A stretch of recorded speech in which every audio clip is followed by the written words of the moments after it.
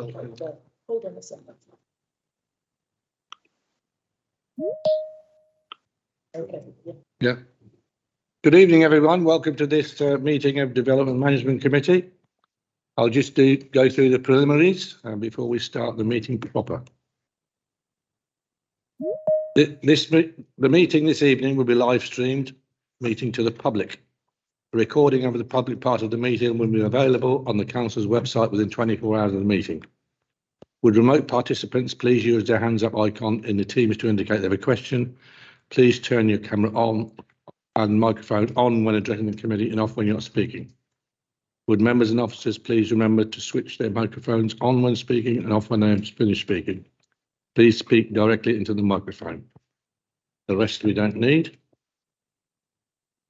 Emergency evacuation procedure is in the event of a fire alarm going off, turn left, follow the green emergency exit signs to the main town hall entrance and proceed to the assembly point at St George's Square. Apologies for absence tonight.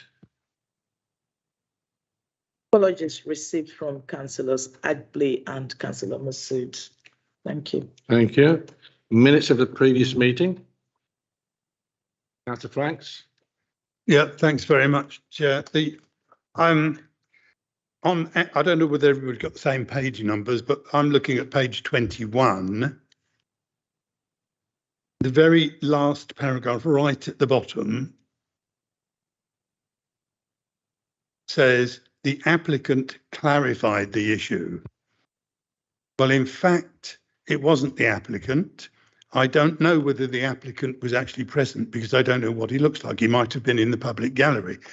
But the person who made this reference was the person who spoke at the meeting, who described himself as the proxy applicant. It is not the same person whose name appears on the application form.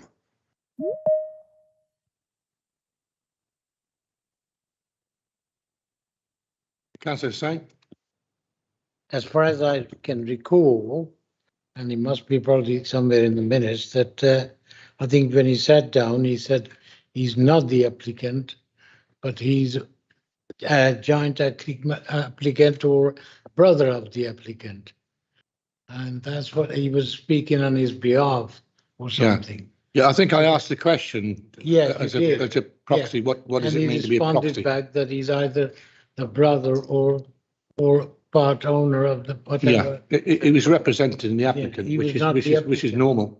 He was not the applicant. Yeah, that's what he said. Yeah, okay. Well, he was not the applicant. As far as I can recall, he didn't go into the relationship between himself and the applicant. Yeah. He called himself the proxy applicant. Yeah, but he certainly was. He gave his name, and it was not the same person as the name that appears on the application form. Yeah, but acting on behalf of somebody else is quite common in planning. Roger.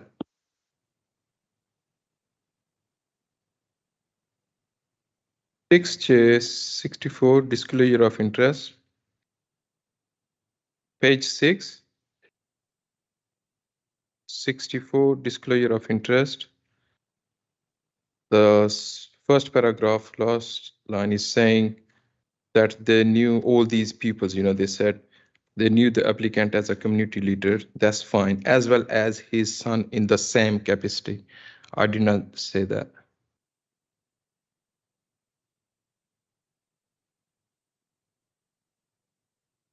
Yeah, that's correct. Chair. Yes, I mean, in my case, I never said that I knew his son, and as far as I understand, the applicant wasn't Mr. Chishti, which is, I said, this is Imam. Obviously, whoever's door, this is interpreted as a leader of the community. Obviously, I'm not aware of these leader of the community. As far as I know, this is one of the Imam in local mosque. Yeah, I think there was some confusion with Mr. Chishti was here sitting in the, which is quite entitled to do so.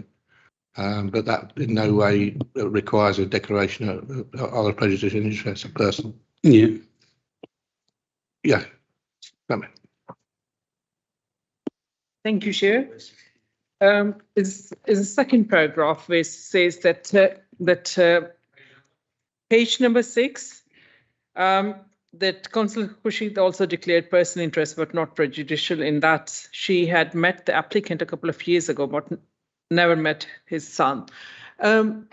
I said that I know Mr. Chishti, but I never met his son, who was the who was, I don't know whether he was the applicant, he was who was representing himself on behalf of someone. So I never met that gentleman. So this statement is not correct. So sorry, can you clarify that statement again, please? What it is that, Mr. Chishti is the local imam, so we know him in that capacity, not in personal capacity. But the gentleman who was making the representation, I never met him. So that I was trying to establish on that day. Yeah, I don't think any of us knew him. Yeah. It was just a question that I thought we determined on the night as a reasonable declaration would be a personal interest if you felt you needed to do so. But it's up to the individual member whether to declare an interest, whether it's personal or prejudicial anyway. Councillor Ali. Sorry, Chair, let me put my 2 pence in there. I had actually requested a recorded comment on there for myself, which was basically that during about 20 years ago, I was involved in a investigation which involved the police during my years as a police cadet, which involved this particular plot of land. So I had requested that be recorded, but unfortunately I can't see that in the minutes here. You declared a personal interest? It wasn't more of a personal interest, but I think it was more recorded. No, I wanted that recorded on the minutes. Well, I think it can only be recorded as a personal or a prejudicial interest, one or the other. Personal and prejudicial, or personal and prejudicial. So personal. Personally. You want it recorded as a personal interest? That's right. Okay, we can do that. The same. Yeah, I'm sure the legal person is here. It was me that really, right at the beginning of the meeting, before any presentation, asked that there are 2 people that I know. One was Imam, who was in the gallery, and the second person was his son that's sitting. I'm not too sure whether they are the applicant, he's the applicant, or Imam is the applicant. But I wanted to know that who's the applicant, and I was told that's not the applicant. And then I asked the legal opinion from the solicitor right at the beginning of the meeting that I know them, and his response was, what capacity? I said, as an imam. He said, well, that's entirely up to you. He declare it personal or prejudicial. And I said, I declare personal interest because Imam, I've met him many a times at the funerals and prayers, and that was it. And that's what I declared. And he said, your advice, legal, was that, it is for the members to say, does it impact them in any way or shape, or to the member of the public, whether or not that was a prejudicial or that in any way that you feel. And I said, no, it is a personal interest, which is what I declared. Yeah, it's recorded as a personal interest, but not prejudicial. Certainly making hard work of this, aren't we? Any other questions or comments regarding the minutes? Apart from those amendments, which will be recorded, do you accept the minutes? Okay. Then we'll go on to section 106 of the Local Government Finance Act. Any declarations? None, Chair. Any disclosures of interest tonight? Either say it now or when the item is called. Any urgent business? Not No aware of urgent any business, Chair. references from committees or other bodies? No Not aware of. reference. So we'll go straight onto the agenda proper. We'll do first the constitutional review, the right to speak and member calling, and then we'll go on to the applications. And I'll take them in an order. We'll deal with Wenlock Court first, and we've got Joanne Hawley, right to speak. Then we'll do land opposite Whitbread House, Flowers Way. We've got Ashley Cook to speak in person. And then we'll do Marsh Road, Cumberland Street, land east of Aldi. Okay. So first one is the constitutional review.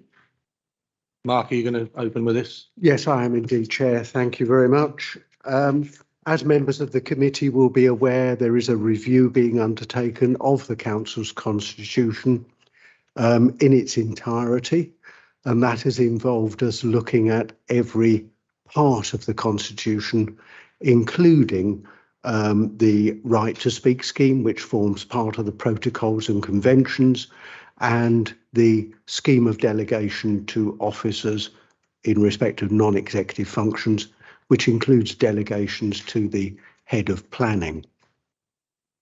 I will, with your permission, Chair, deal with the report in two parts. I'll first of all deal with the right to speak scheme and then pause to allow members to ask questions or make comments. And then I'll move on to the second part to do with the call-in to committee. So the right to speak scheme, as you know, has been reviewed a number of times over recent years in order to respond to the differing circumstances that were brought about by the COVID pandemic. And we find ourselves in the situation at the moment where we have two right to speak schemes current, one that deals with people who wish to address the committee in person, and the others who wish to address it remotely. The aim of the review has been really to combine those two into a single comprehensive scheme, and also to make some tweaks where that's been necessary to clarify issues, to clarify points, and to remind members of certain things. So the substance of the right to speak scheme has not changed substantially. There's been some tidying up, and we have another few tidying up points which I'd like to draw your attention to now. And this is in reference to the Appendix A Roman numeral 2, which is the clean version of the revised scheme.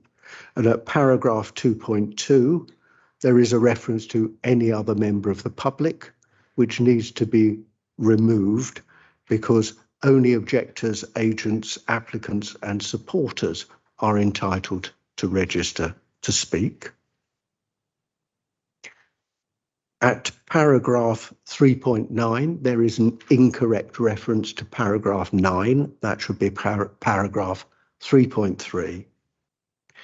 Paragraph 3.17 should be removed in its entirety, as this does not happen in practice, and the procedure for sharing the time out is covered adequately in paragraph 3.18.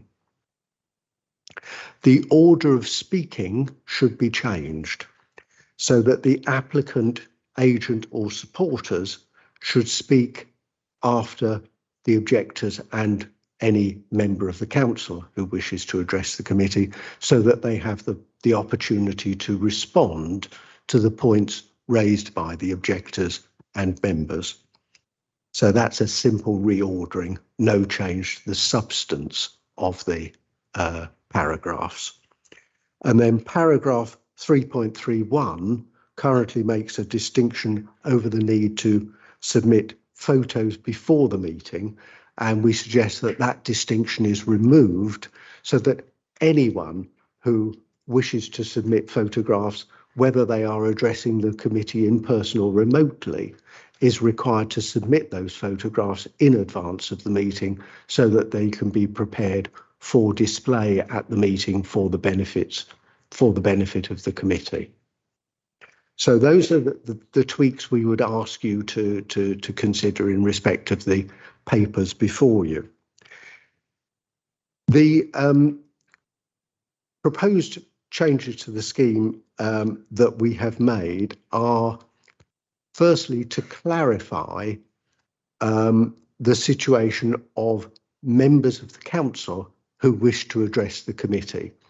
A couple of meetings back, there was a question as to whether members of the council need to register under the right to speak scheme, and there was a difference of opinion. So we have clarified that members of the council are not required to register their wish to speak. If they are ward councillors, they are entitled to do so by virtue of the provisions of the scheme. And if they are other councillors, they are entitled to do so at the permission of the chair. And those are set out in the scheme and are unchanged from previous versions of the scheme. The other addition is to make it clear and explicit that members of the council should not exercise their rights under the scheme if they have a prejudicial interest. And it is at the moment in the drafting suggested that they should register to speak as if they were a member of the public. Those, Chair, are the main changes to the scheme. As I say, the rest is tidying up, and although the marked up copy of the scheme at Appendix A, Roman numeral 1, looks to have quite a lot of work done to it. As I say, in most cases, these are just tidying up alterations, as you will see from an examination of it. Happy to take questions on that part of the report, Chair. Thanks, Mark. Questions? Councillor Hussain. Can I just ask, in terms of a ward councillor speaking and another councillor also having, I've known here a situation where the ward councillors were opposing the scheme, but we had another councillor who happened to be portfolio holder for housing was not allowed to speak. Now, where does the clarification comes into that? He was a councillor first, portfolio holder second, but he was not allowed to speak.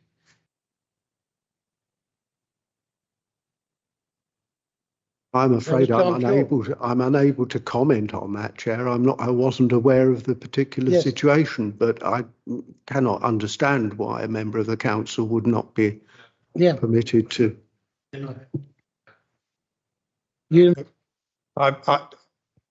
My memory is telling me, memories can be faulty, that on that occasion, the councillor was not allowed to speak because he had a prejudicial interest insofar as he was a director of the company that was the applicant. To my mind, if you have a prejudicial interest, it's perfectly right that you should not be allowed to speak. Yes, I remember now. He did ask me if he could speak, and I said it'd probably be in all our interest that you didn't, and he didn't. I have to say, Chair, I think that is the right advice. Clearly, if there's a prejudicial interest, then the councillor shouldn't address the committee.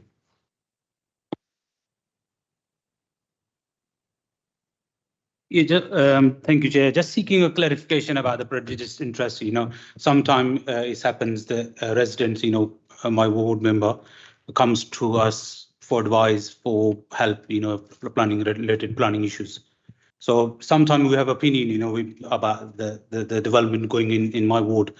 As the ordinary member or as in a development control committee member, do we have a prejudiced interest in that case that, for example, is there a house being built in my ward and I'm opposing it? I'm going to be allowed to speak, oppose the development, or do I have a prejudiced interest and I'm not going to be allowed? Yeah, I think Mark, you covered that. Do you want to respond? Yes, Chair. I mean, I don't think it could be argued that you have a prejudicial interest simply because you are a ward councillor who has a view on a particular application in your ward. The prejudicial interest would arise if the applicant were known to you within the terms of the interests as they are defined in the council's code of conduct, i.e. a relative or a close associate. That would create the interest, not the fact that the application was in your ward. And also, if as a ward councillor you advised the residents about their application and you told them you would be speaking against it, therefore you're predetermined, so you wouldn't be allowed to speak anywhere, turn up. Thank you, Chair. That's pretty much what I was going to say. There's sort of not a double-edged sword, but there's the predetermined, there's a prejudicial interest, which Mark Turner has advised eloquently on. In that situation, and that happens all the time, you're an elected member, constituents are going to come to you with their concerns, applications, representations, whatever they might be. Where you need to be careful is so there's no prejudicial interest. I'm just talking about a scenario where a constituent comes to you and asks for advice about an application and might ask for your views on an application, emphasis added. That's where you need to be careful, because there is a difference between being predisposed and predetermined.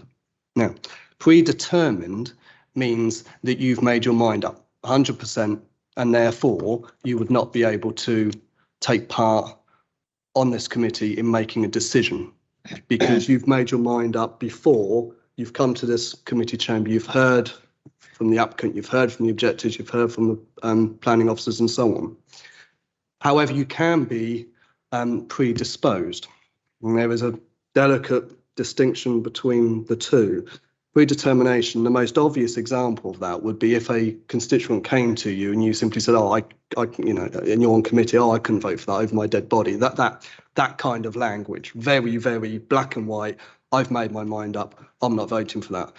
Predisposed is a subtle distinction, but not as strong language as for the examples I've just given, whereby you might caveat the kind of things that you say with, "Well, my preliminary view is," or you might not want to comment at all.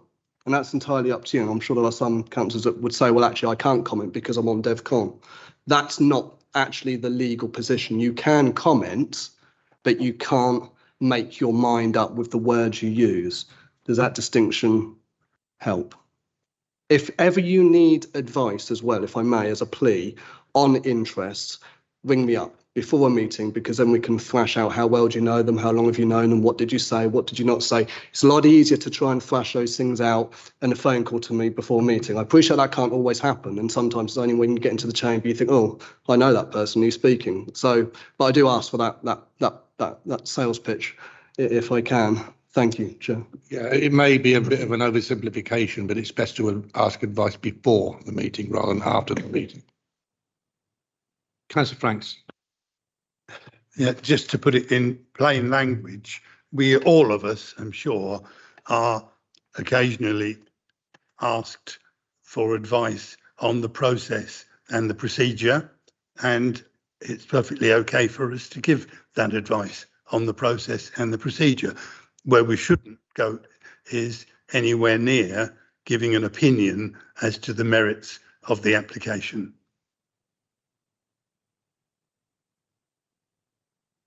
Any further questions under the right to speak? Question. I just want to clarify my understanding. If a constituent came to you and you just tell them that what the procedures are, and if you are in that day, if the case comes in front of you, so it's going to remain personal. It's not going to be prejudicious. That's not an interest in any way, shape or form. That's purely helping a constituent with procedure. You've not made your mind up. You've not given any comments whatsoever. And there's no relationship with that constituent. If obviously that constituent was a good friend and so on, then yes, there would be personal, potentially prejudicial interest. But they're two different things. Personal and prejudicial is your relationships with people, whereas predetermination, predisposition is how you have conducted yourself and what things you may have said about an application. Sometimes the two can combine because it might be a friend's application that you've said, oh, I'll vote for that. So that's where prejudicial and predetermination. Can I, if I may, Chair, just say one more thing in relation to if you are predetermined, because you have someone that comes to you and you think, no, I can't vote for that. You can, in my language, you can, if you like, nail your colours to that mast and decide that you are going to represent the views of that constituent, either for or against the application. If you do that, as I said earlier, that means you can't vote and take part as a decision maker on the committee. However, you could speak as the ward councillor to that application, but then literally sitting over there, but then have, and I would say, excuse yourself from the meeting whilst the rest of the members debate and take the vote. Okay, thank you, Chair. I think it's happened to a lot of us as well. I mean, you can still, as a ward councillor, you can still talk to the applicant or the objector. You can have a cup of tea with them, and provided you don't give an opinion, and you advise them of the due process. Any other questions? Okay, so we'll do the calling now then, Mark. Thank you, Chair. The committee will recall that during the course of last year, it approved a revised scheme of delegation to the head of planning in relation to certain planning applications. And in doing so, it retained a condition relating to that delegation, which enabled any member of the council or the chief executive to require an application to be called in to committee. Now, that is a fairly wide provision for calling. It's certainly wider than we see elsewhere in the council's constitution, where, for example, to call in the decision of this committee to full council requires 2 members. To call in a decision of the executive to scrutiny requires 2 members. So it's a very permissive condition on the delegation. And it is not accompanied by any requirement for the member exercising that right to call in to give a valid planning reason for doing it, which best practice guidance issued by the Local Government Association and the Planning Advisory Service, Probity in Planning, comments that call-in procedures should require the reasons for call-in to be recorded and to refer solely to matters of material planning concern. The head of planning brought this matter to you at your meeting on the 27th of January 2021, I think it was. Yes, it was. And you resolved at that time that you felt that the existing call-in process was suitable, providing that any member exercising their right to do so was backed up with a valid reason. However, at that time, members were concerned that the other proposals in relation to delegation, for example, it being seconded not to delegation, to the call-in. For example, it being seconded by a member of Development Management Committee, it being made within 21 days of the application being published, were a little bit too restrictive.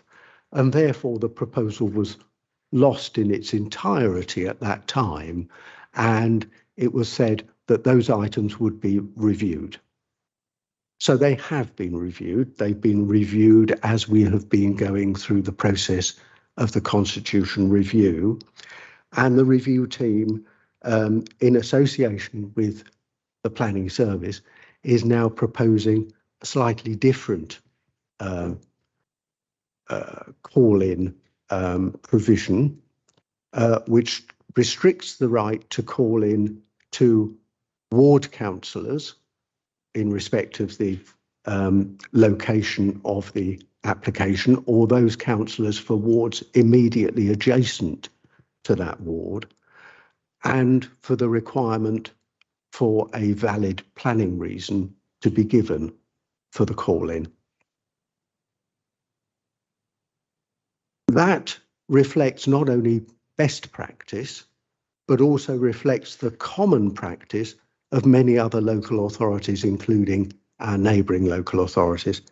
In fact, some are even more prohibitive in that they require more than one member meeting those criteria to exercise the right to call in. We are not proposing to go that far because we recognise that there are often good grounds for calling, particularly where transparency is required.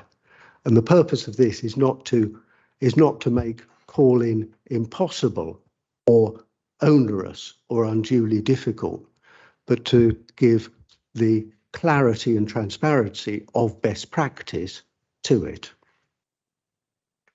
So those are the reasons why we are putting this proposal forward to you, and we are seeking your view on it.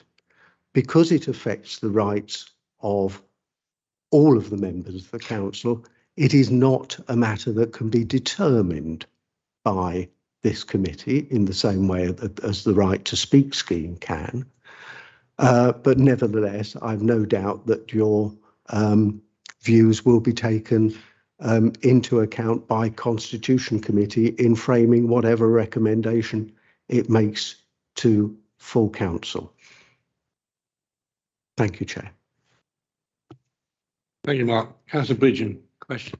Thank you, Chair. I have a couple of questions, if that's okay. I'll start with the first one. On page 39, paragraph 1.13, 1.13, it mentions that it's expected that the councillor who's calling in the application attends Development Management Committee. There's a bit of a gap there. There's no provision as to what happens if, for whatever valid reason, the councillor cannot attend. What would then happen? Could they select someone to attend in their place? Could they give a written representation? Alternatively, does the application get deferred, which obviously wouldn't be ideal? What would happen in that case? Yes, there would be provision for a substitute if a member was unable to attend. I think it's mentioned somewhere else in the protocol, but I'll check that. Thank you. And just one other question, if I may, Chair. On page 41, paragraph 2.8, it mentions that all calling requests must be made within 28 days of the application being registered.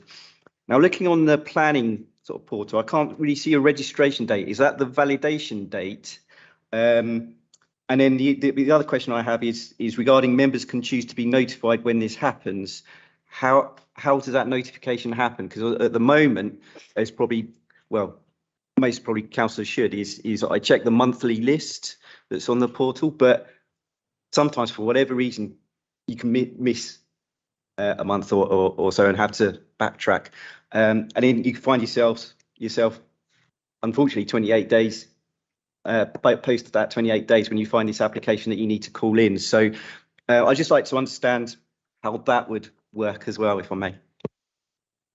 If I may, Chair, I would like to ask my colleague, the Head of Planning, to comment on those particular points, as it is a procedural matter which is managed by his service. Good evening. I'm Sunny Sahadban, Head of Planning. Chair, through you.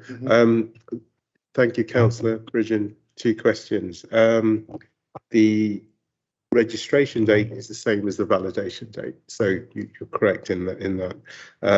In terms of the 28 days, there is a process by which members of the council can be alerted to applications that fall within their ward. As part of the adoption of the new call-in powers, we will try and arrange for guidance notes around how members can interrogate the website so they're aware of applications that fall within their ward boundaries. supplemental question. This might be a bit technical, so I'm not sure whether you'd be able to answer this, but does the development website have an RSS feature where you can sort of subscribe to updates that way that then come into your MS Outlook inbox? If this is something you need to look at and come back later, that's one, but I was just curious. I'll be honest, I'm not sure what that is. So it's essentially where whenever there's an update to a website, you get notified about that update into your inbox. I can clarify that the feature does not exist. I have tried it. Yeah, it doesn't exist. Doesn't.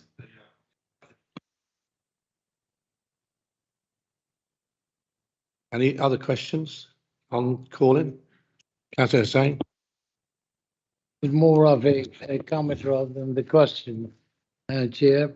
I mean, last time we had quite a long debate on that, and one of the things that which members did agree, and it was probably near enough unanimous, that members felt that any member can call in provided they have a valid reason. And unless the system is not being abused by members and there are too many call-in, and from my experience, there isn't too many call-in. I haven't seen in the last few years. So I'm not sure why do we want to change that. And I certainly will not support anything that takes the democratic right of the members of the council to call in to see in which they feel that needed more scrutiny and transparency, and a democratic wish that the matter should be scrutinized by the Development Control Management Committee.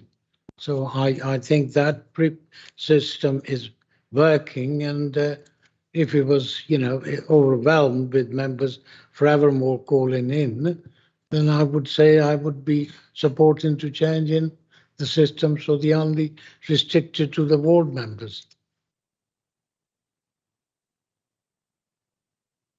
I think we've had call-ins this year, and I think if you're referring to the meeting, the last two call-ins were from members who were not ward councillors and didn't give a reason for calling. I think, am I right in saying that we should have some kind of something reasonable to stop an abuse of the system?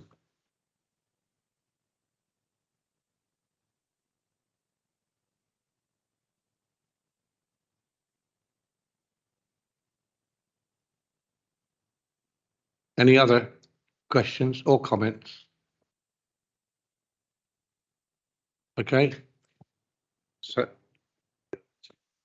right. Right to speak procedure and see if they agree. Yeah. So if we agree to the right to speak scheme, are you happy to go ahead with that? Because that's a decision that we can make. Okay with that? And then we have to vote on the member call in. No. We.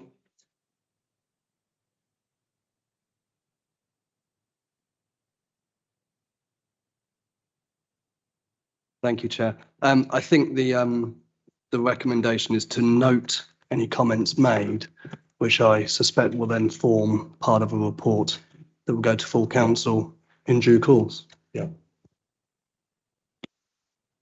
Council via Constitution Committee. The Constitution Committee, which some of our members. I thought you might be on there. So we will have our views on that. You can have another go. Well. Yeah, you get two goes then, don't you? Yes, I know. Thank you. Okay, so we agree that it goes forward to Constitution Committee. All agreed? Okay. Now we'll go on to the agenda proper. And the first one will be page 43 to 58, Wenlock Court, Manor Road, Luton. We've got Joan Hawley online. Can you hear me? Yes, I can, Chair. Right, I'll call you when it's your turn to speak, okay? Thank you very much. Okay, Graham. Thank you very much, Chair. As you've just noted, the report is set out across pages 43 to 58 of the agenda. Take you here to the only plan on the slide. This is the site location plan, so showing where its location is, adjacent or near enough to the junction between Manor Road and Park Street, just there on the northern side of it, and then the industrial area to the north as well. So the proposal seeks planning permission for the flexible use of the site for both guest and student accommodation. Members may recall that a temporary permission for the same was granted in October 2020. This expires on the 1st of November 2022, with this application seeking to make that change permanent. In terms of notification, a press notice was published, a signed notice posted, and direct notification occurred. We received one objection, and the points raised therein are either covered within the report or set out at Appendix 3 of the report. So the development has been in situ for 2 years and has operated without significant incident over that period. As is set out within the report, national guidance emphasises that a second temporary permission would be rarely justifiable, and therefore it falls to consider whether the development should be approved on a permanent basis. The application would be acceptable in terms of the sequential assessment that is required when considering town centre uses in non-centre locations. Of course, this is adjacent to the town centre. And it has been appropriately demonstrated that there would be no suitable, available and or viable sites within the town centre boundary, and therefore the scheme would be acceptable on that basis. With demand for hotel rooms re-emerging post-pandemic and the site being very well situated in terms of transport links and established centres, it is considered that the principle of development is acceptable. No material harm to the amenities of adjoining occupiers has been identified, and as set out in the report, the proposed use and the existing use are very similar in how they function when you're coming from an external point of view. And the site itself, the use thereof, would be governed by the submitted management plan, which is, of course, required by condition as well.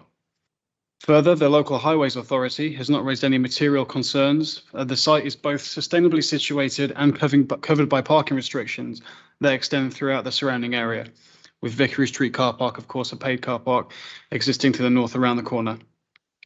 On that basis, it is considered that the application makes good use of a building that does not currently operate at its maximum. It would therefore see continued footfall within the locality, and the development is therefore considered to be acceptable. For those reasons, the recommendation before members is again for approval of the application on a permanent basis. Thank you very much, Chair. Thanks, Graham. Joanne, it's your turn to speak. You've got up to 5 minutes to speak. That's lovely. Your time starts when you start. Thank you. Good evening, Chair and councillors, and thank you for the opportunity to speak in support of this application. My name is Joanne Hawley and I am Commercial Director for Campus Living Villages. We are the University of Bedfordshire's accommodation partner and provide accommodation and facilities for university students. Wenlock Court is the subject of this application, which consists of 4 blocks. It provides accommodation for second, third year and more mature students. First year students are accommodated at Fitzroy Court. Unfortunately, demand for student places and accommodation in Luton has seen a recent decline. This makes the viability of Wenlock Court challenging. So in 2020, 2 years ago, the council granted temporary consent allowing Wenlock Court to be used flexibly for student and hotel accommodation so that the building was not standing half empty. The consent was temporary so that the combined use of student and hotel could be assessed. 2 years on, having used the property for student and hotel, there have been no issues. CLV have ensured the correct management of both residency types as per the original management plan, which has seen the appropriate levels of support for each group and all guests being satisfied. CLV are now seeking to obtain a permanent consent for flexibility of use to ensure the property remains viable and operational. CLV's main business model focuses on student accommodation, so this will always be our priority. However, if student numbers are still declining, to ensure the property continues to operate, a flexible approach is required so the accommodation does not sit empty if student demand is not there. It is in everyone's interest for the property to be occupied as it supports local businesses generating footfall and expenditure for Luton Town Centre. The university has close links with Luton Airport and EasyJet, and Wenlock Court has potential to accommodate their flight crews, but this discussion failed to progress due to the current planning consent being temporary. In summary, the property has operated as student and hotel for 2 years with no issues. The permanent flexibility of use at Wenlock Court would respond to an identified need, contribute to the vitality of the town centre through visitor expenditure, and avoid a situation where student rooms would be left vacant, threatening the site's viability and future in Luton.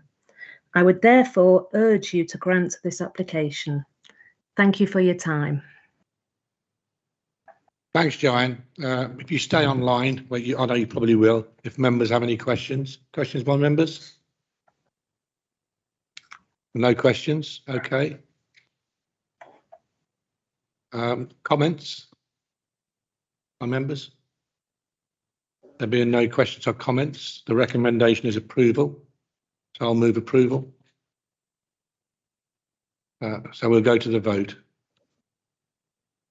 We can't use the council's way of doing it, can we? We have to vote in person. To read that. Yeah. Okay. Starting with Councillor R. Ahmed. 4. Councillor A. Ali. 4. Councillor Bridget. 4. Councillor Chaudhry. 4. Councillor Franks. 4. Councillor M. Hussain. Councillor Kashid. 4.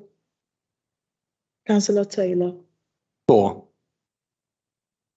So that's unanimous. Planning Commission's been granted. Thank you very much.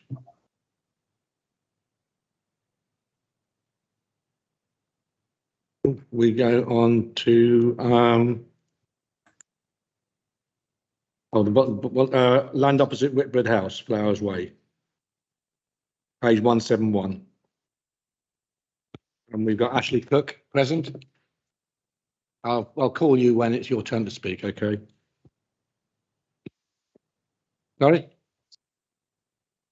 Yeah, 171. Live. Thank you, Chair.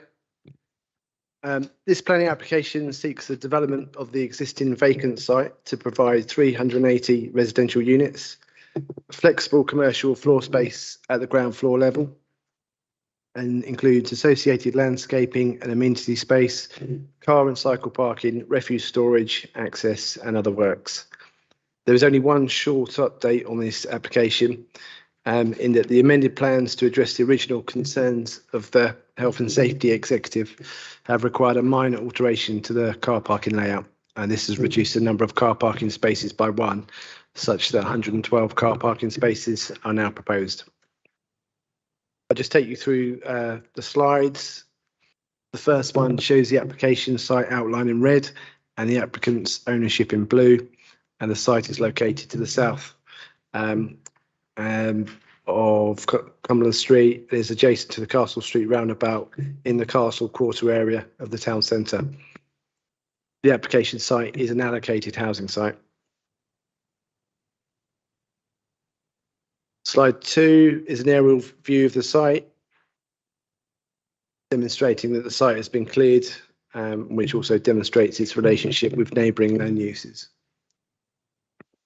And the third slide shows the proposed site layout, demonstrating how the proposal activates the Castle Street and Flowers Way frontages, with the commercial units located at numbers 2, as you can see on the diagram, at the corners of the blocks. Car parking is located wholly within the site and is indicated in the pink shading. Slide 4 shows how the building will be laid out, with the parking on the lower ground and ground floor levels. And then you've got the 3 main building elements arranged around amenity areas at the ground floor and first floor levels. And the next slide, this shows the communal garden areas at the ground floor, first floor, 6th floor and 18th floor levels. The remaining roof space would adopt biodiversity roofs, which are designed to enhance the ecological value of the development and to contribute to the overall biodiversity of Luton. And slide 6, this is included to show the means of escape from the upper floors of the proposed blocks. And the next slide demonstrates the firefighting access routes to the upper floor levels, where it is noted that the firefighting shafts include a firefighting stair containing a rising main and a separate firefighting lift. And the final slides, the next 4 slides, show the applicant's computer-generated images of the proposal. Firstly, from across the park viaduct looking towards the northeast. Secondly, the proposed entrance lobby of Block A. Just skip on one, Gwen. Thank you. Thirdly, the commercial unit at the corner of Block A. And then lastly, an aerial view from across the A505 Park Viaduct. Members will see from paragraph 42 of the report that the main planning considerations are the principle of development, climate change, design and the impact on the character and appearance of the area, the impact on heritage assets in the vicinity of the site, the living environment for future occupiers, the impact upon neighbouring amenity, transport and parking implications and issues relating to biodiversity, landscaping, affordable housing and planning obligations, economic development and regeneration. So firstly, given that the site is an allocated housing site within the local plan and the previous granting of planning permission for a significant residential proposal on this site, it is considered that the principle of the residential-led development of the site is acceptable. In terms of the unit mix, the current proposal provides for 152 one-beds, 212 two-beds and 16 three-bed units. Within this mix, 30% of the total number of units would be considered to be family-sized dwellings. The previous iteration on the site only managed a 75-25% split between smaller units and larger units respectively, and also provided a number of studio apartments. The current 40 to 60% ratio between smaller and larger units is therefore considered to be a material improvement over the previous iteration. And at this ratio, this mix of units is welcomed and is considered to make a direct contribution towards meeting the outstanding housing needs for Luton. With regard to climate change, the application has provided an energy strategy which seeks to address climate change issues through utilising highly energy efficient building fabric, energy efficient lighting, services and equipment, passive design measures to reduce energy demand for heating, cooling and lighting, all electric systems in consideration of the decarbonisation of the national grid, an extent of photovoltaic panels at roof level and air source heat pumps to provide heating and cooling to the commercial and amenity areas. This strategy would reduce the carbon dioxide emissions of the proposal and is welcomed. Drawing the design issues together, it is evident that this would be a significant development that would have a notable impact on the Castle Street, Flowers Way and Park Street West street scenes. However, the high quality design of the scheme would ensure that the proposal would indeed act as the desired gateway building into this emerging high density residential area of the Castle Quarter. And it would provide an attractive built form with suitable active frontages to Castle Street, Flowers Way and Park Street West, which would replace the vacant land and hoardings that are currently in situ. Additionally, it has previously been accepted that a high-density residential proposal would have an acceptable impact on these street scenes through the grant of permission for application reference 19/01597.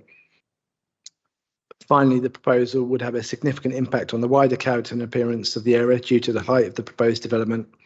However, for the reasons set out in the report about creating a high-quality wayfinding landmark building, it is considered that the proposal would have a positive impact on the character and appearance of the area.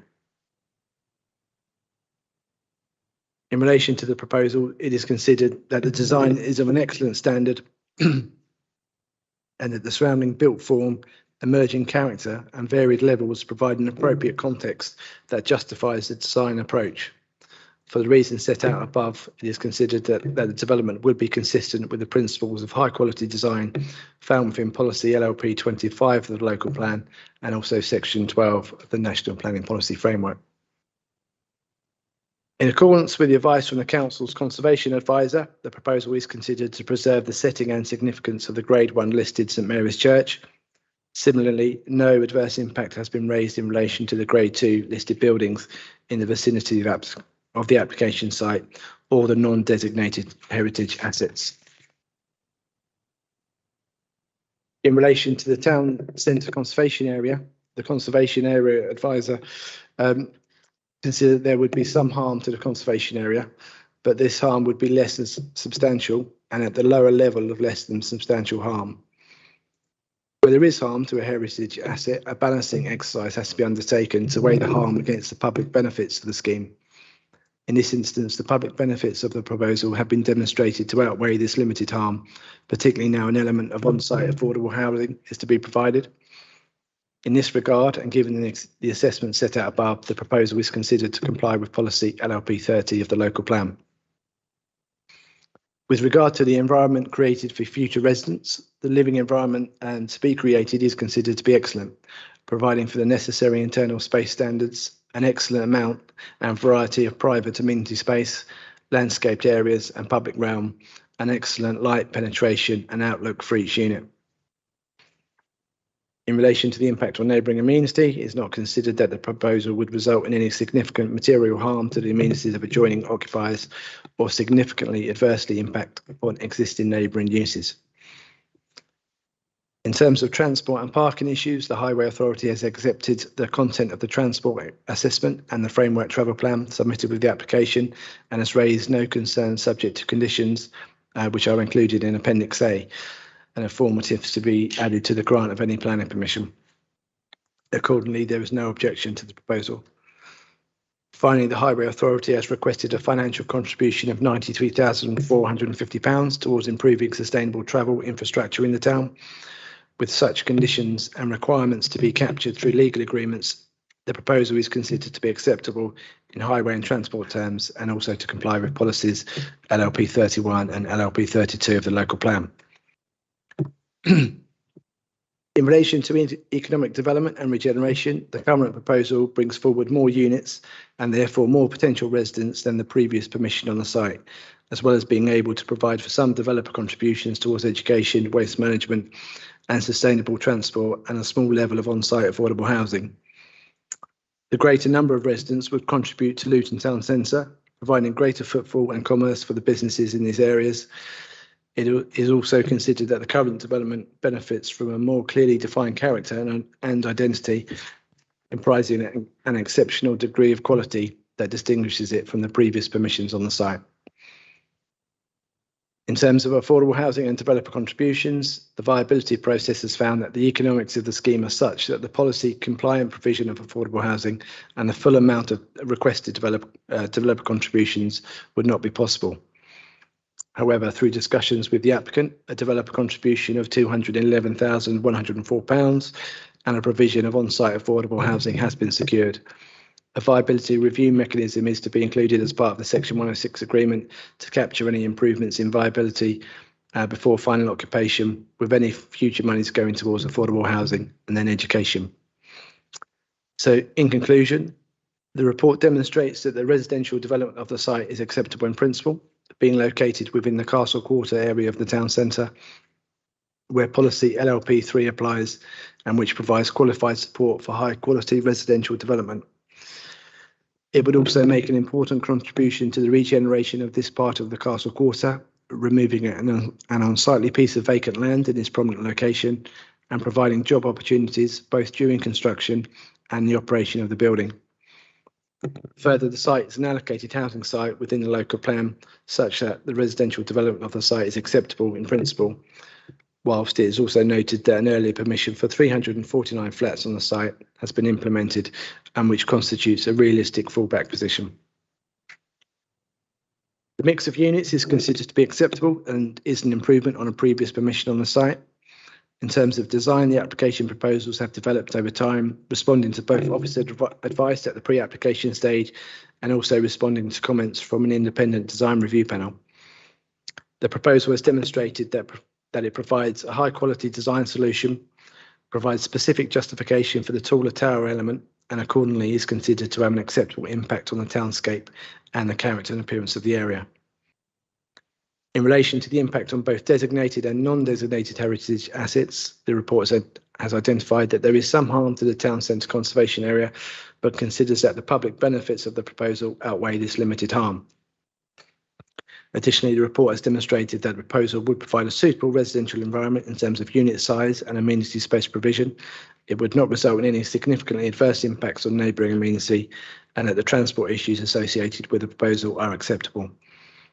Finally, the report details that issues relating to biodiversity, climate change, regeneration and planning obligations have all been suitably addressed. Overall, it is considered that the development comprises a sustainable and high quality form of development, and on that basis it is recommended that planning permission is granted subject to the conditions as set out in Appendix A and the completion of the Section 106 agreement as set out in the report. Thanks, Chairman.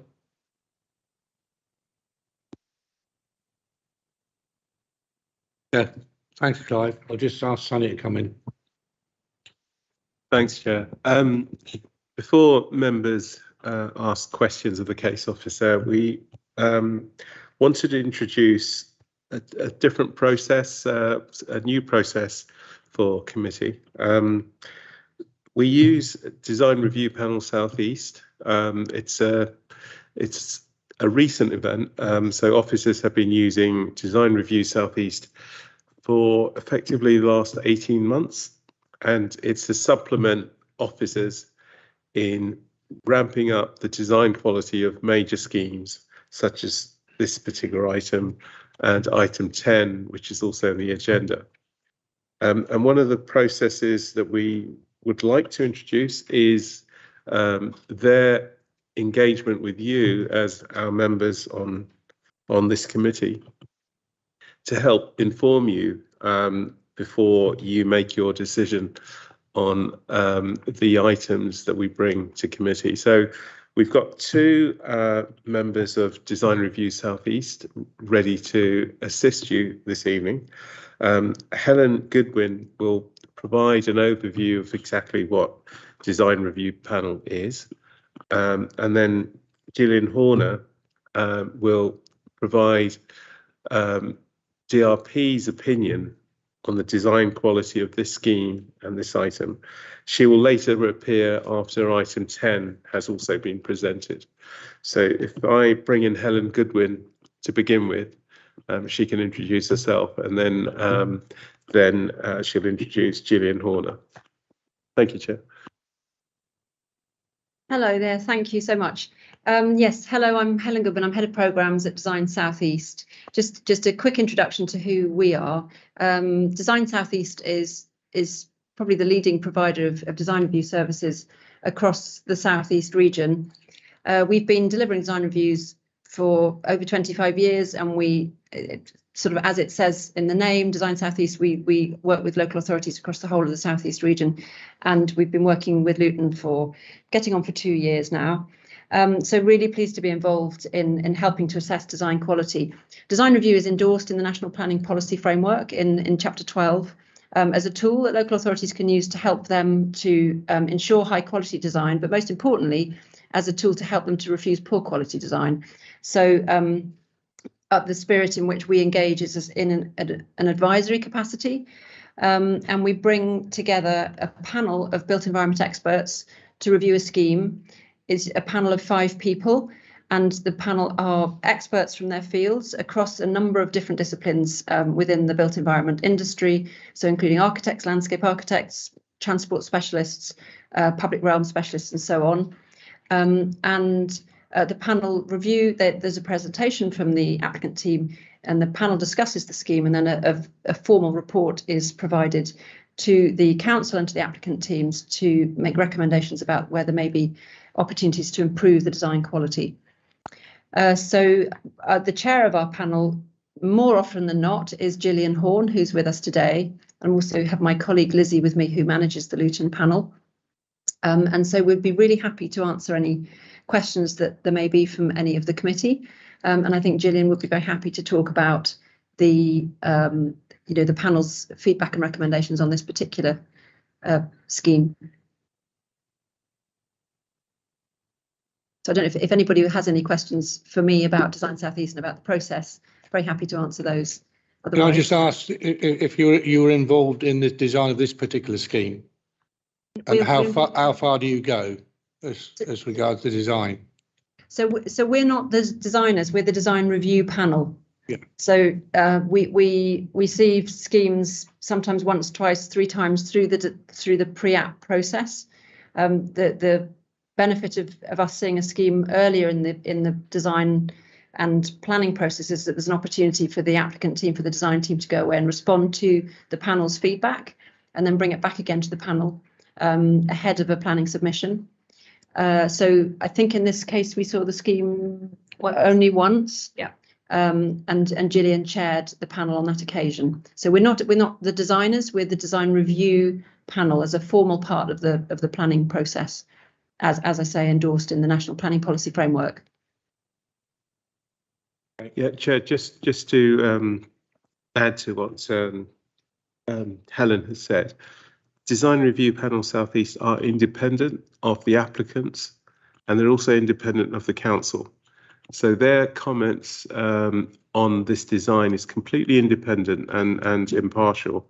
And the reason we as officers have decided to use them is to help improve the design quality of schemes that we bring to your committee. Any questions by members? That's Kershid. Thank you, Chair. Is the design team is responsible of choosing the material, or it's been chosen by someone else? And the material. Do you want to answer that? I'm happy to answer that. So the design team will be choosing the materials of the building. That's part of the design development process, and ideally they're responding to materials and character that they're finding that are of Luton, that are of the surrounding place, surrounding character. Our role as the design review panel is to comment on that as to whether we think these are the appropriate materials, they're being used in the appropriate way, whether the form, scale, mass of the building, but also its appearance, the elevations, and the detailing of the architecture and the landscape are of the optimum design quality. Based on the first question, then page 190, the figure 8 about material, it says that purple colored feature and is cladding and window frame. So which type of cladding you're going to use?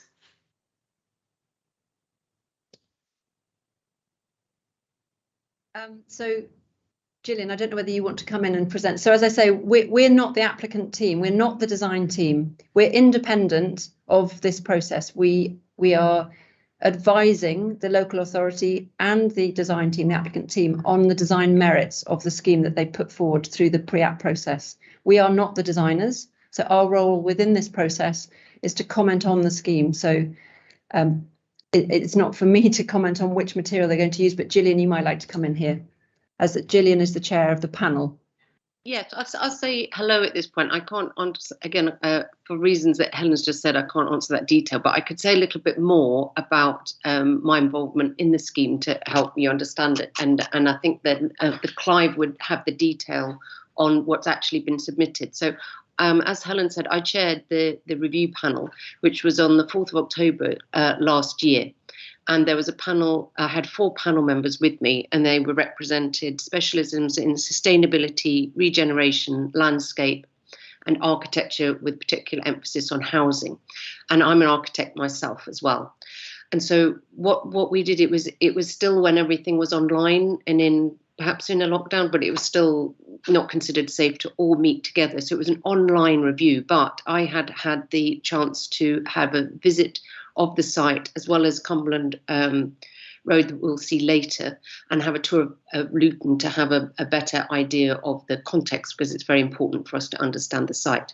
So just to briefly understand the process, what happens then in the review is that we look at the site. So even if when we do it virtually online, we look through photographs and Street View and Google Earth and maps and things like that to understand where it is.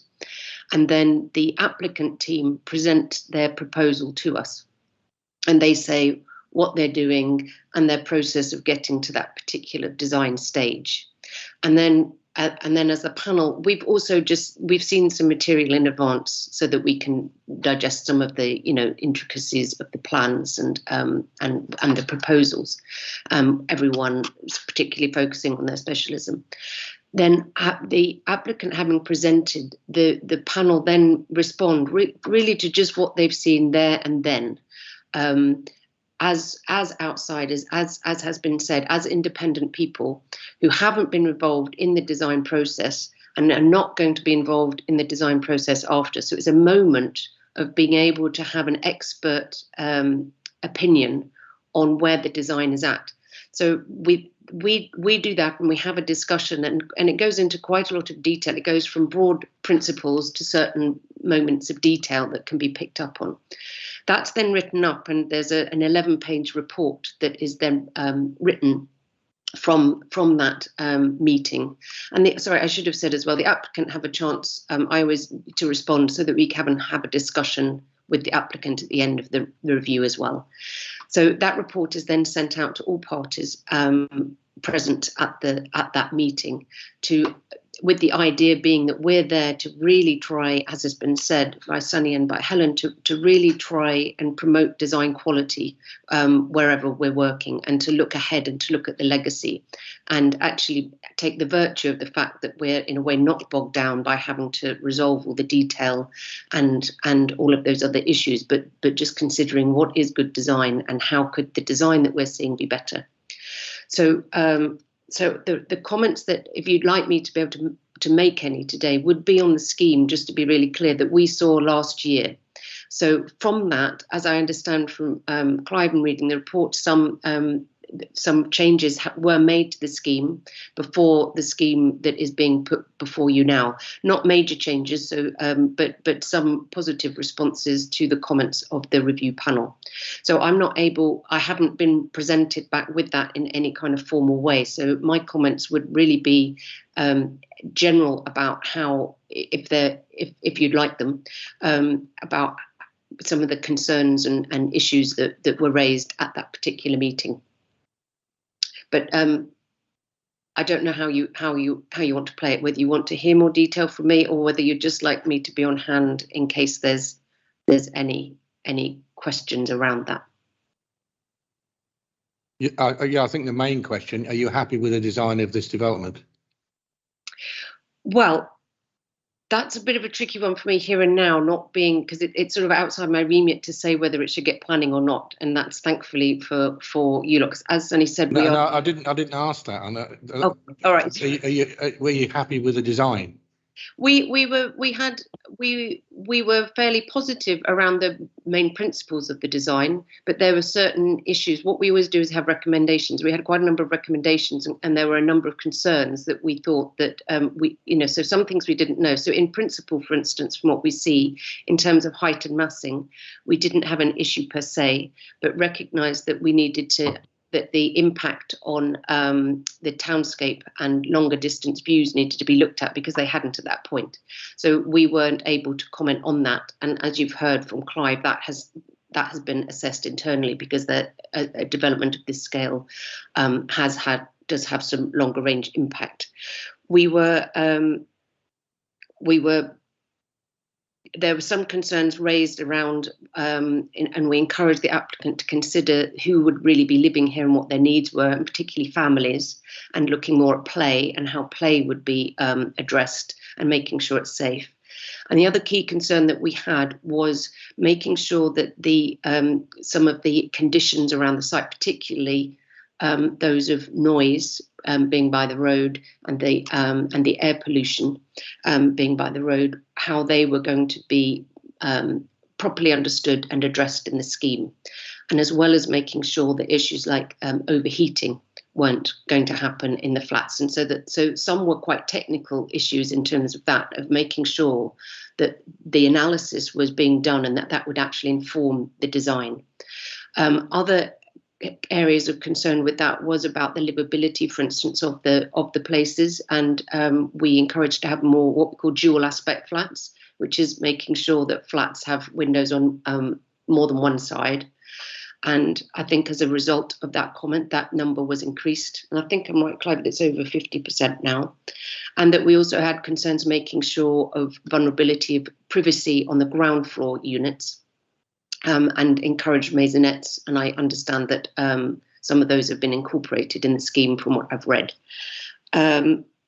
Other areas of concern was deliverability and making sure that, for instance, the ambitions of the public realm, street trees, etc., and that the new public space, which was welcomed to have the public space and the route through, could be delivered. And so understanding actually the complexity, for instance, of the services underground, and that could be done.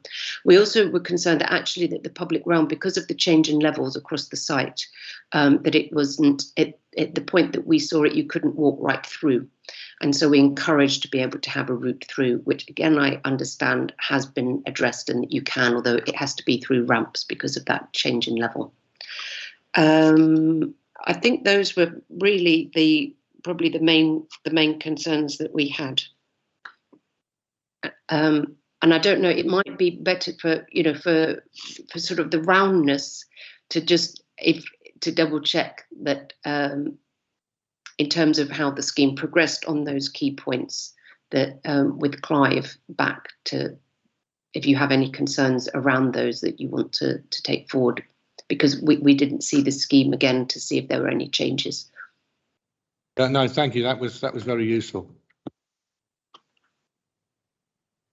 Thank you, Julian. Thank you, Chair. Certainly, it's a useful information, but I believe my question's not been answered because I'm asking for the material, the cladding they're going to use. The applicant's representative will be coming up next. That's a question for the applicant. Okay. Oh, that's fine. Thank you. Through you, Chair, just to pick up on a couple of points and follow on from Gillian. Yeah, in paragraph 54 of the report, you can see the changes that were made following the design review panel.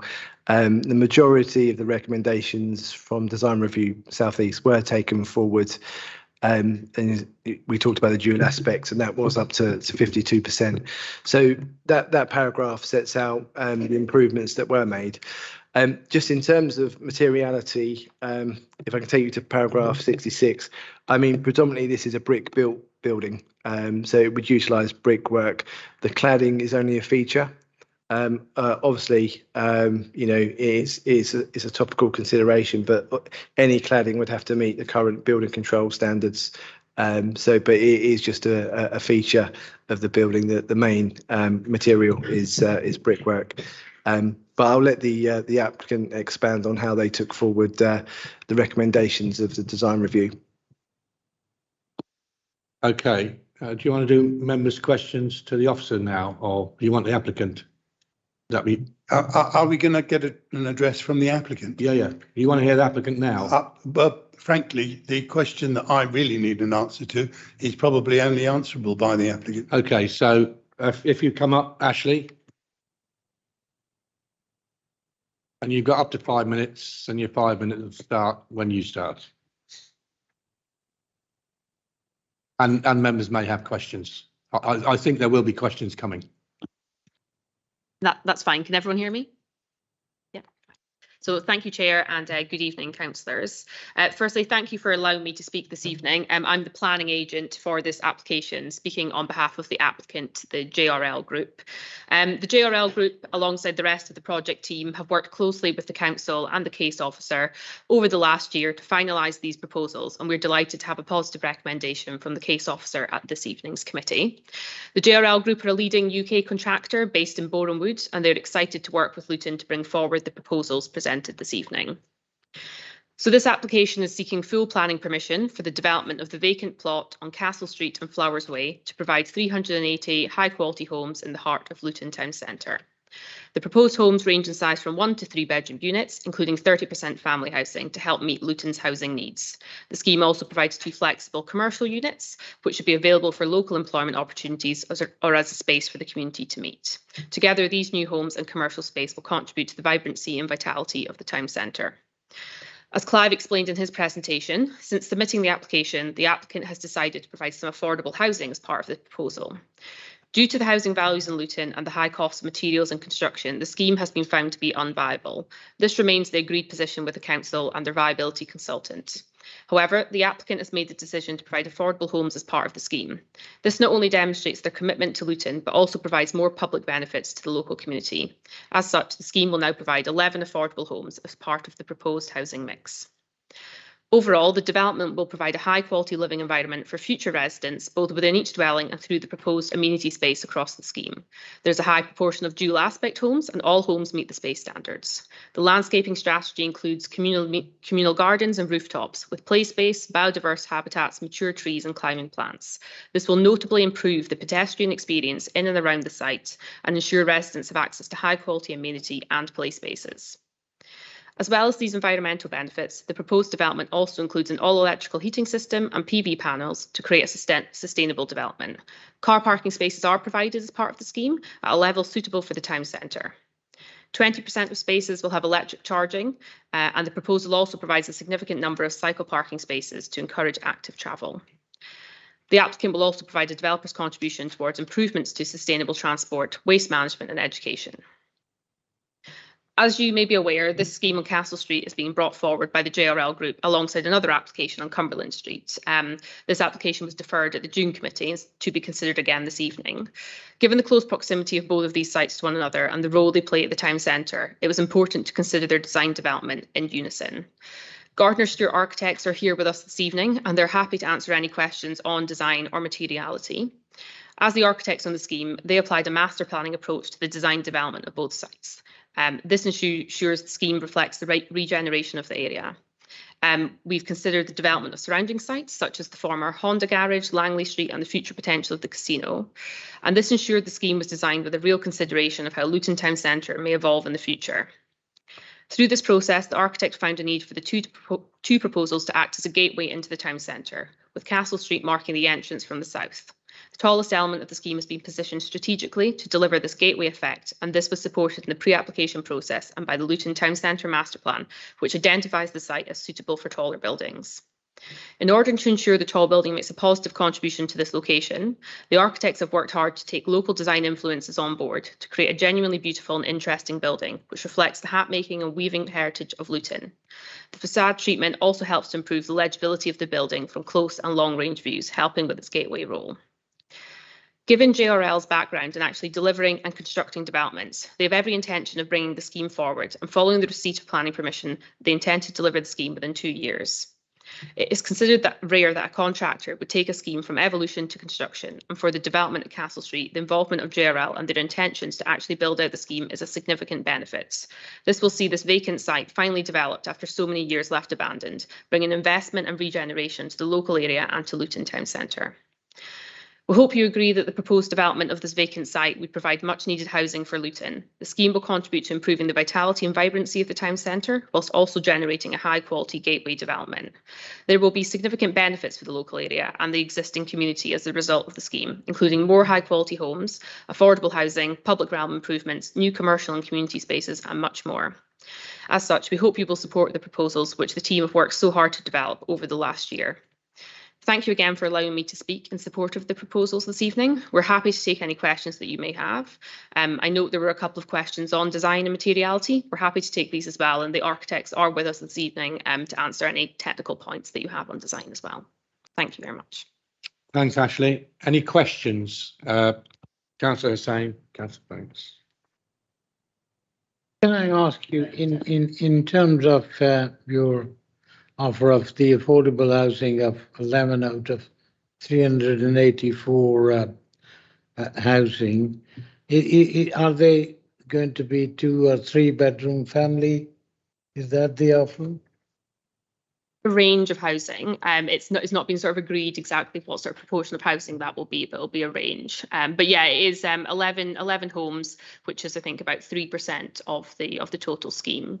I realise that is sort of sounds like a fairly sort of small amount in the scale of things, but obviously the scheme has been found to be unviable. The JRL group took a commercial decision to provide this amount of affordable homes because they are genuinely committed to providing some benefits to the community in Luton, and they hope that will be welcomed. And my second question is, in terms of it is a very large, it probably be the largest development in the town centre of Luton that I'm aware of. There isn't anything of that size before or of that height. So in terms of the play area for the children and the number of 2 and 3 bedrooms, and the amenity space, there's a very little open space in the town centre. So how do you think that, where are those families and children likely to be going for amenity? I mean, doesn't seem to be. Yeah, that's a very fair question. The mass and the scale of the development is huge. Yeah, so play space and providing play space as part of the scheme has been a very important consideration for us. So the buildings are quite tall, but we've utilised all the roof spaces throughout the scheme, and also there's a communal amenity space at ground level as well. So there's a variety of different spaces available for use by all residents of the scheme, including adults and children. And there's play space sort of scattered at different locations. So there's not just one area for play space, there's a variety of different facilities on offer, and that will mean that there is sufficient available for the residents and for the children of the scheme. Thank you. Franks. I'm always a bit nervous of high-rise residential developments with only one escape staircase. What can you tell me about the separate firefighting access that will reassure me? So thank you for your comments on that, and I'm aware of your concerns regarding fire safety, and you're right to be so. So this is something that we have taken very seriously. As I'm sure you're all aware, there's a new process as part of the planning process called Planning Gateway 1, and this is where, as part of the statutory consultee process, the Health and Safety Executive are now a consultee. It's a fairly new process, something that everyone's sort of getting used to. But essentially what this means is when we submit the proposals to planning, the HSE have to now review the scheme, and they review the scheme to understand how acceptable the scheme is from a fire safety perspective. So it's a good part of the planning process now that we have this review in at this stage, because previously this sort of review was left to a later stage after the planning process. But essentially over the last few months, we've been through this with the HSE through sort of, I think, 3 rounds of consultation and comment with them, where they have reviewed the scheme, reviewed changes that we've made to the scheme and provided comment. And they've the most recent response from them is their final response, and they've concluded that they are satisfied with the proposals, with the means of escape and the fire access being proposed, and that this is satisfactory for the planning process at this stage. So that's sort of where we've got to. The HSE are satisfied that everything to do with fire safety, access and egress from the scheme is acceptable from a fire safety perspective. Yeah, thanks very much. The Grenfell Tower complied with all the regulations. That didn't stop 78 people dying. Would you explain to me how the separate firefighting access actually works? So I can try my best to explain it, but I am not a fire consultant. So there will be I'll do it in the way I understand as a sort of lay person here. So we do have a single staircase on certain cores. And thanks, Clive, I believe these drawings explain it. But the concern that the Health and Safety Executive, when they are looking at single stair cores, they are perfectly acceptable from a building regulation perspective and from a planning perspective. But where they need to assess how people access and egress the building is where that stair core goes to and how people exit it. And so the changes that we made to the building mean that the stair core is sort of split when it gets to the lower levels. So there's one point of exit for residents from the building that's at ground level, but that the fire brigade and teams would access the building from a separate stair core from the lower ground levels, and then they have access to a different part of the building that way.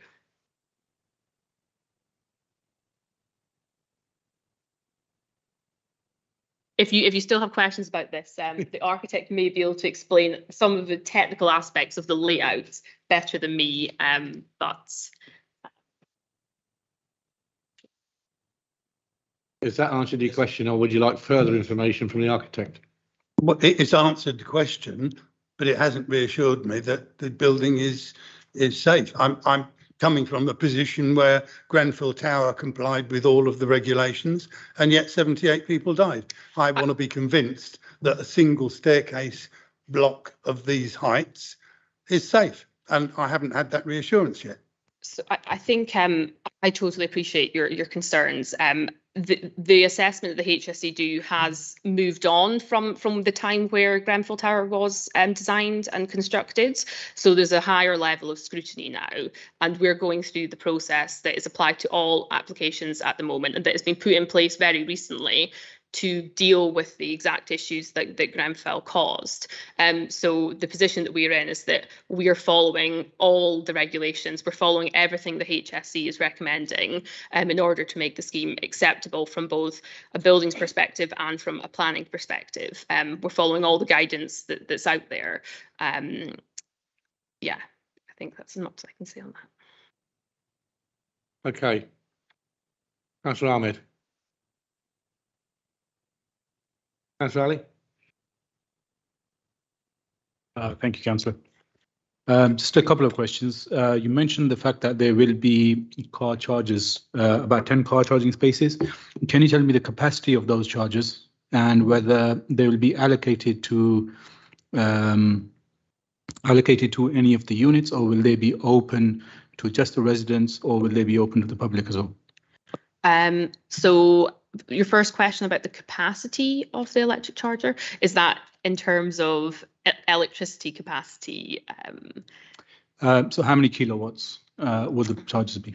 I'm not sure I know the answer to that question, I'm afraid. I can double check in a second and see if I have the answer somewhere, but all I know is they will be up to standard. They will be able to provide sort of sufficient levels of energy charging. And whilst at the outset, the scheme is only providing 20% electric vehicle charging, the intention is that the rest of the spaces are provided as passive provision, which means that 100% of the car parking spaces will be able to provide electric vehicle charging. And the reason we've done this is to make sure that the charging that's put in place is up to the standards, is providing the right levels of electricity at the point that they're needed. So as the demand for electric vehicle charging increases, we will be able to input more electric vehicle charging spaces into the scheme to make sure that everybody with a car who lives at the site has access to them. And I think your final question was about who had access to the spaces? Yes, are they going to be allocated, or will they be open? And if they are open, for the residents or for the public as well? So it's not a public car park. The car park is only for the residents of the scheme. And in terms of sort of allocation of spaces, there will be I think that the way that will work is there'll be a preference for like family accommodation to have access to spaces first on the basis that they're most likely to have a car, but it will otherwise be on a first come, first served basis. But we can work that out through a car park management strategy that will we can secure by a condition. Okay, if I can just comment on that. That Luton, there was a survey carried out about electrical vehicles and the ratio between the vehicles and the demand and the availability of public chargers. And Luton is at the moment in about 2030, if the current progress carries on, one vehicle, well, there will be one charger for every 10,000 vehicles on average. So basically we are lagging behind on that. Most of our chargers are 7 kilowatts, which are nowhere near. I mean, nobody's going to park there for about 6-7 hours to charge their vehicle up. So therefore there isn't any high capacity, or there is very little high capacity chargers, which is where my question was coming from. And if you can take that into consideration. My second question was, in terms of the units that you will build, is there any intention to place any of the units on a rental income in the first instance rather than selling them off? So if I take the first question around electric vehicle and the lack of capacity in the town centre. So obviously there's a limit to what we can do outside the boundary of our site, but we are going to be providing a contribution towards sustainable transport. I'm not sure, I might refer to Clive on this. I don't know whether that could be used to help with the provision of electric vehicle charging in the town centre. I'm not sure if that's something that's a possibility, but if that is something that councillors want to see, then I'm sure that could be something that's worked out. And in terms of your second question, is it specifically in relation to the affordable units that's being proposed, or just In general, with the residential units? residential? So yeah, I guess there is a potential option that they could go onto the rental market. We obviously still need to work through the Section 106 and agree sort of how, the tenure split and that sort of thing. So I think that's something that can be agreed further down the line. But yeah, the developer is open to options on that. Okay, if I can just add a comment on that. Luton itself is Can we leave comments till we've had questions first? Sure. Okay. Councillor Roger Ahmed, question. Thank you, Chair. In terms of David Frank question, fire and safety, I'm not satisfied. I don't think so. Other councillors satisfied. You reply with your reply, and you said, I'm not expert in fire and all that stuff. Do you have, because it's a serious question, do you have anybody in your team can explain us properly? So throughout the whole process, we've had a fire consultant on board. They are from a company called Horley. They're fire engineers. They're experts in fire safety and building, design for fire as well. Unfortunately, they're not here with us this evening. I do have the architects with me this evening. I can introduce him in a second, who may be able to answer more of the technical questions on exactly the layout of the building and how that works. But I can reassure you that Horley, who are experts in fire safety, building design for fire, have been liaising with the health and safety executive throughout this whole process to ensure that the scheme is designed and is completely compatible with fire safety requirements. And we have done everything in our power to make sure that that is possible and it's completely up to standard. And can you, before you answer this question, can you answer second question regarding Councillor Hussain question? He asked you about the families, children's. Yeah, obviously some flats are going to sell to the families. What specifically you have for children? Because this is in town center, this development, and there is only very few parks around this area. What you have specifically for the children? Obviously there is no garden, nothing, and they need some for their health, well-being. They need some playing area or anything like that. What you have especially for them? So we do have essentially gardens as part of the scheme that are positioned. Obviously, each unit has its own balcony as well, but I agree with you, they're not sort of sufficient for playing in. But we do have garden spaces on the roof levels. Oh, Clive is sort of showing it to you on the screen just now. So within all of these spaces, there is play space provided, and the play space is suitable for younger years, so children aged sort of 0 to 5, as well as sort of older children up to the ages sort of 12 and that sort of thing. And we've had a landscape architect on board throughout the whole scheme who has designed the play space and integrated it into all elements of the design. We can obviously provide, I believe there may be a condition on details around play space, or we can certainly include that, which would mean that we can provide further details about exactly what type of play equipment would be in place, exactly how that could be used and who it's suitable for. But that's obviously something that you develop further down the line once you begin to get a sort of contractor on board to actually build the play space. Green spaces areas, yeah. Say that again. They're green spaces, yeah. Yes, there'll be a mixture, but yes, a lot of greening, as you can see, is sort of happening on the site. There'll be lots of trees, landscape features, and as well as then the play space features that are incorporated in that as well. Thank you. Thank you.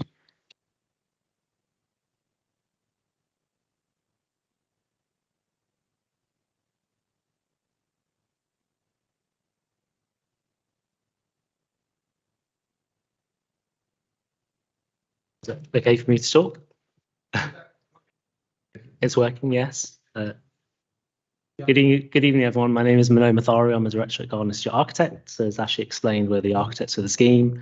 And picking up on the comments in particular to fire and the HSE comments, I think Ashley made a good point in terms of the fact that the processes that we have to go through now up to planning are very different to what they may have been a few years ago in terms of having to bring fire consultants on board, having to issue a fire statement as part of the planning application and engage with HSE. So as a result, on this particular scheme, for example, the key areas of discussion and kind of change that we've taken on board in terms of those HSE comments related to the staircase access in particular, and the fact that we have now separated out any ancillary uses at the lower levels from the residential escape. So from the point of view of the residents, essentially, if they were escaping the building, they would be going down the residential staircase, as you see, straight out of the building without having to go through the car parks or any other areas that would have any kind of combustible materials within them. That's a key change that's happened.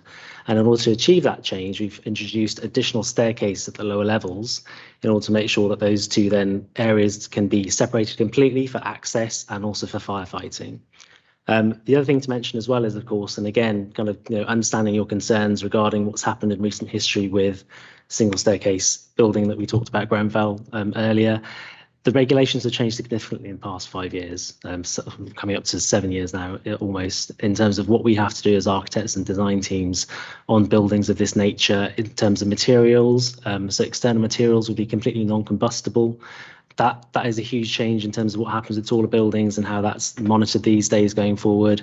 In terms of internally, because these buildings are designed the way they are, we also have fully sprinklered apartments as well. So that is, again, a very different kind of arrangement to what would have been in a building like the Grenfell building. So in terms of the features, technically, and also passive features of the buildings, they're to a much, much higher standard in this day and age than they would have been at the time that those sorts of buildings would have been designed. And we know there were failings that went beyond what should have been building regs compliant at that stage anyway with a building like that. So I think, in terms of what we're doing now as architects in the industry, it's very much looking at these sorts of issues early on. And as Ashley mentioned, this is Gateway 1 that we're going through at the moment. So in terms of planning, that is one stage of the process of designing a building like this. At the next stage, as we go into technical design, there'll be a lot more detail in terms of specification and what the buildings are constructed of, that we also then have to get approval for to ensure that we are meeting the standards, the very high standards that we now have to meet. So hopefully that gives you some reassurance that in terms of the process that we're going through and making sure that we tick those very important boxes, that is done in a much more controlled and wider way than it would have been a few years ago. Stanley, do you want to come in on this subject of fire safety and regulations at HSE?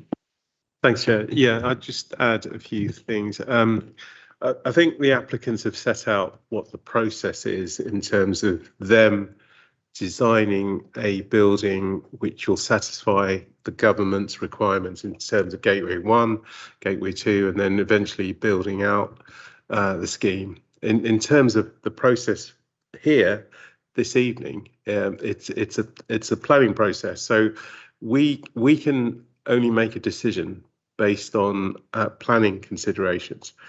So in terms of fire safety, our experts in this, because none of us are experts here, the experts is the Health and Safety Executive. So we consult them as we're statutorily required to, and they've told us that the proposals before you satisfies their requirements. So we don't have the expertise to challenge that decision.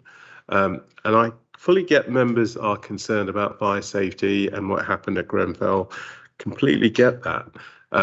And members have every reason, if they so wish, to doubt whether the standards set by government is sufficient or not. But there's a separate process by which that can be challenged, and that sits outside of the planning process. If members want to challenge the government's standards in terms of fire safety, there are separate parliamentary processes by which members can challenge that process. That sits outside of your consideration of this application. So the application before you, you can if you so wish, criticise the scheme on other aspects. But I would suggest fire safety is not an aspect that you can refuse permission on, because quite simply, the council, if this goes to appeal, we will not be able to defend that position, and we will be at risk of costs being awarded against us. So members need to think very carefully about this particular issue. Thank you, Chair. Yeah. Thank you, Chair. Sunil, as you said, you have an opinion from fire and safety expertise, executives, yeah? You have anything in written from them? Or is included in this report? This is set out in the report and the item update. They're satisfied with the details for this scheme. Yeah, and sorry, Chair. And second thing, you said members, it's a planning thing and all that stuff, and some other aspect they can challenge to the parliament. But I think as a member, our role is judiciary role, and we need to judge the situation and planning and everything on the basis of facts and findings. And this is our right. We should know what we are going to decide on it. Is somehow this is our responsibility as well. So we should all information front of us.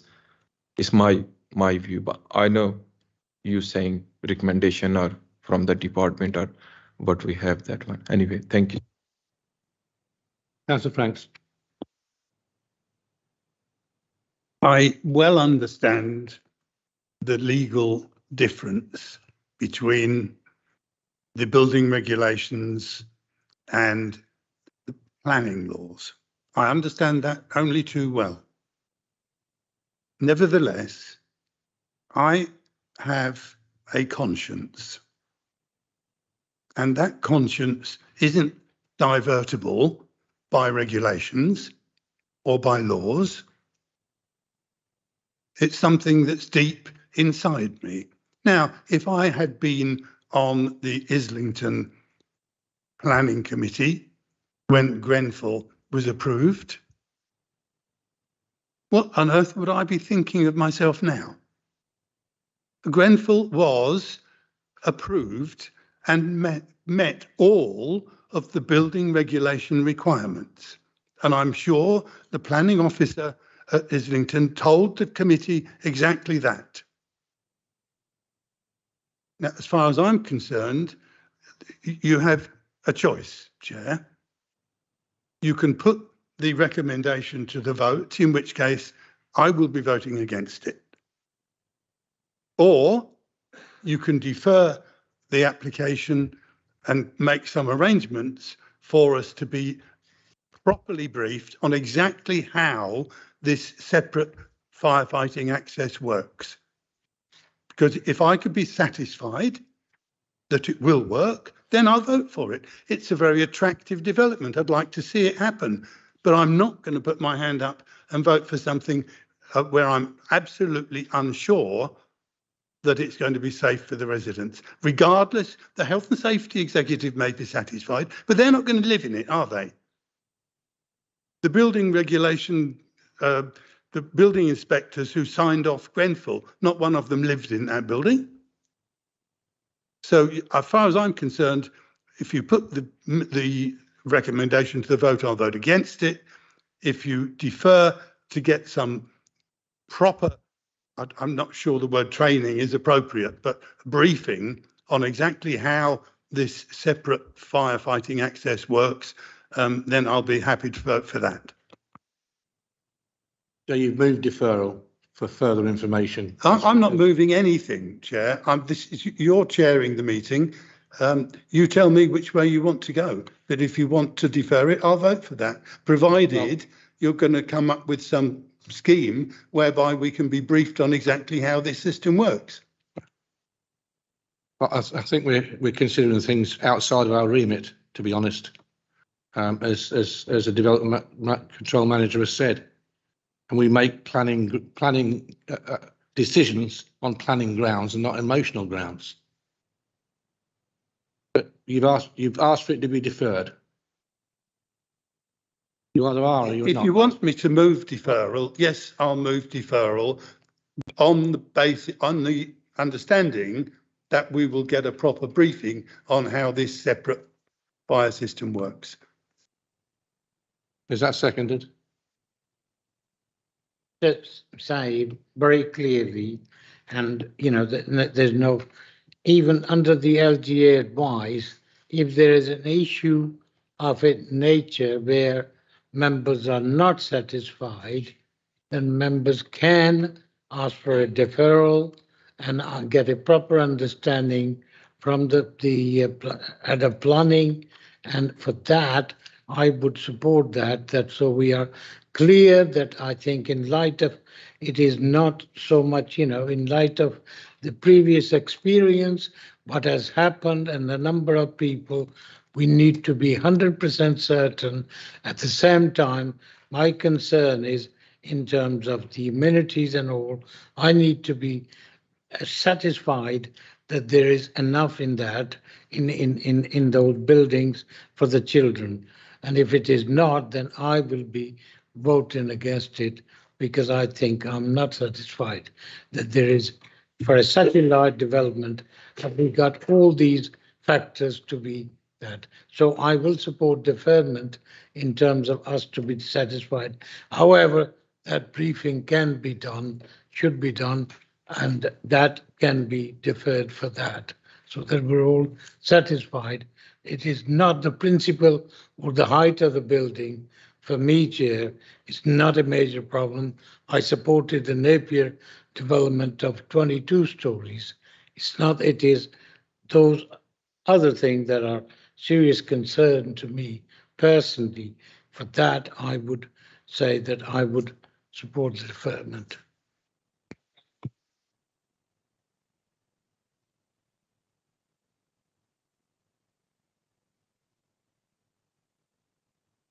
The applicant. We're going to, yeah.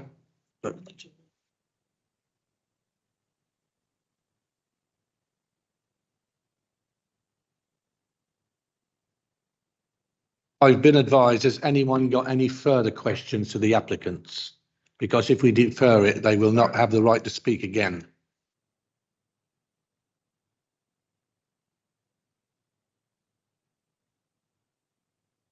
Ali, I saw Ali first. Is it a question to the applicants? Yes. Carry on, please. Sorry, from where we left off in terms of the rental income, since you're not going to get the opportunity to respond to it at the next stage, would you give the council first refusal on anything that you would actually rent out? Because we do have, within the council, we have a lack of properties which can be used for housing, any emergency housing or any other housing needs that our residents in Luton have.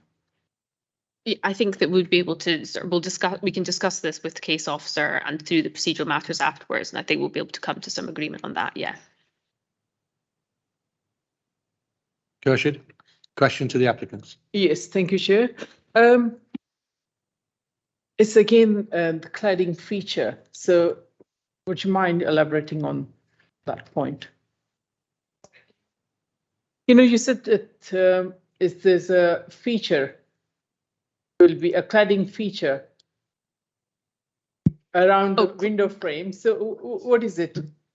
I'll let. It's again, you know, my concerns are for the health and safety. I'll let Manoa take that question on the materiality. That's okay. Yeah. Thank you very much. So in terms of the materials of the building, as I explained earlier, as per the regulations, we have to only specify non-combustible materials. So generally, as Clive mentioned, the buildings are predominantly brick in terms of their outer materials, and then any kind of feature cladding. So, for example, the cladding around the windows themselves will probably be metal windows, as would the cladding itself. But all of that has to be the standard that meets the requirements for a non-combustible facade for a tall building. So at this stage, obviously, we're not specifying the final materials. That comes at the technical stage, really, at planning. But in terms of anything that we do end up specifying, that would have to meet that criteria. Okay. Any further questions? Okay, and it's been moved and seconded for deferral. We have to take the vote, Eunice. Thank you, Chair. Starting with Councillor R. Ahmed, are you for or against, if you just say? It's for defer, isn't it, Chair? For deferral. Yeah, for. Thank you. Councillor A. Ali, For. Councillor Bridgen, For. Councillor Chaudhry, Abstain. Councillor Franks, For. Councillor M. Hussein, For. Councillor Khurshid, For. Councillor Taylor, Abstain. Abstain. That's 6. That's carried. The item is deferred. Okay. Next item on the agenda is page 59, 144 to 148 Marsh Road. Susanna, you'll be online for that one. Thank you, Chair. Consideration of this application is set out in pages 59 to 98 in the agenda. To add some background to the site, this application has previously attended the Planning Committee on the 27th of October 2021 with a resolution to grant subject to Section 106 to secure certain obligations, including affordable housing. However, the application put before members now is because there has been a change in circumstances.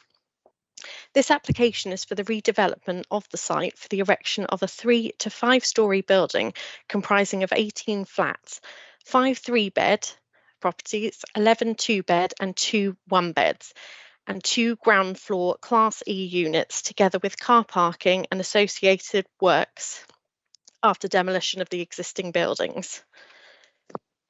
In preparing to implement the scheme, the owner has viability assessed the proposal and has stated that the scheme cannot support any affordable housing or financial contributions towards this, and has provided an viability analysis to seek justification for this position.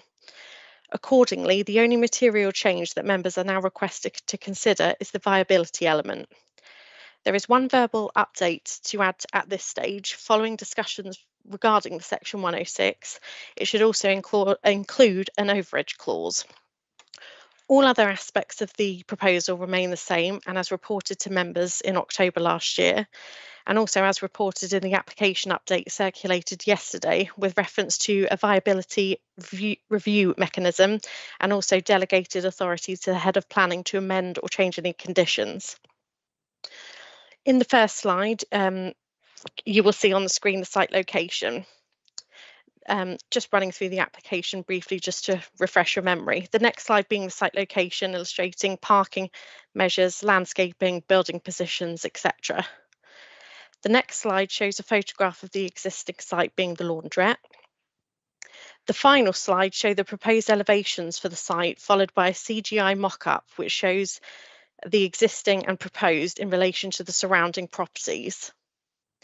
As I've stated earlier, the assessment of the application has already been made, and the only consideration for members this evening is the position on viability.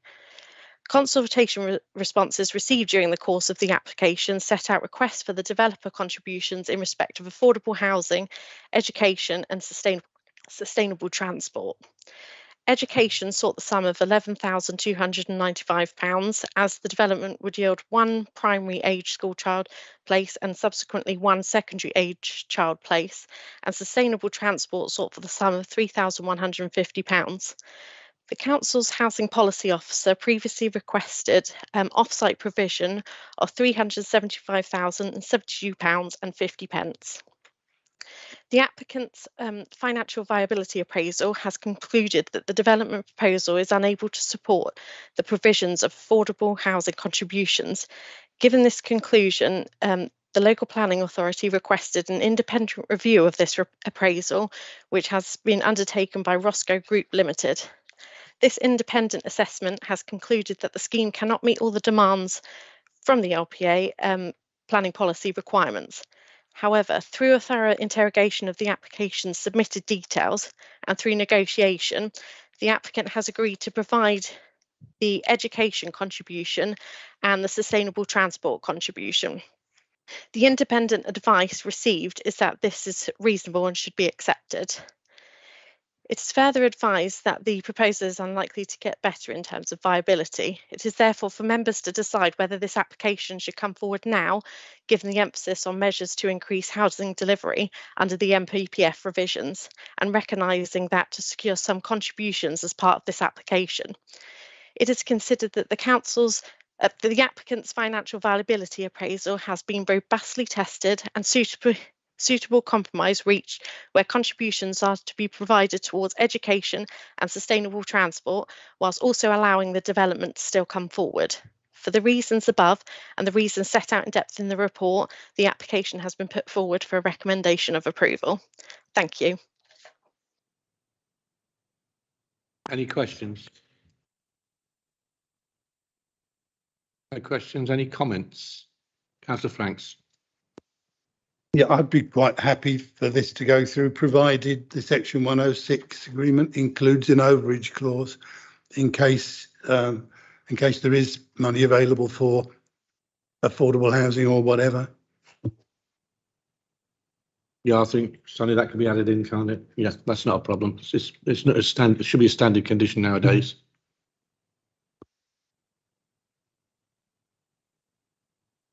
Councillor Kershid. Thank you, Chair. I want to understand what is Class E units. What are Class E units are?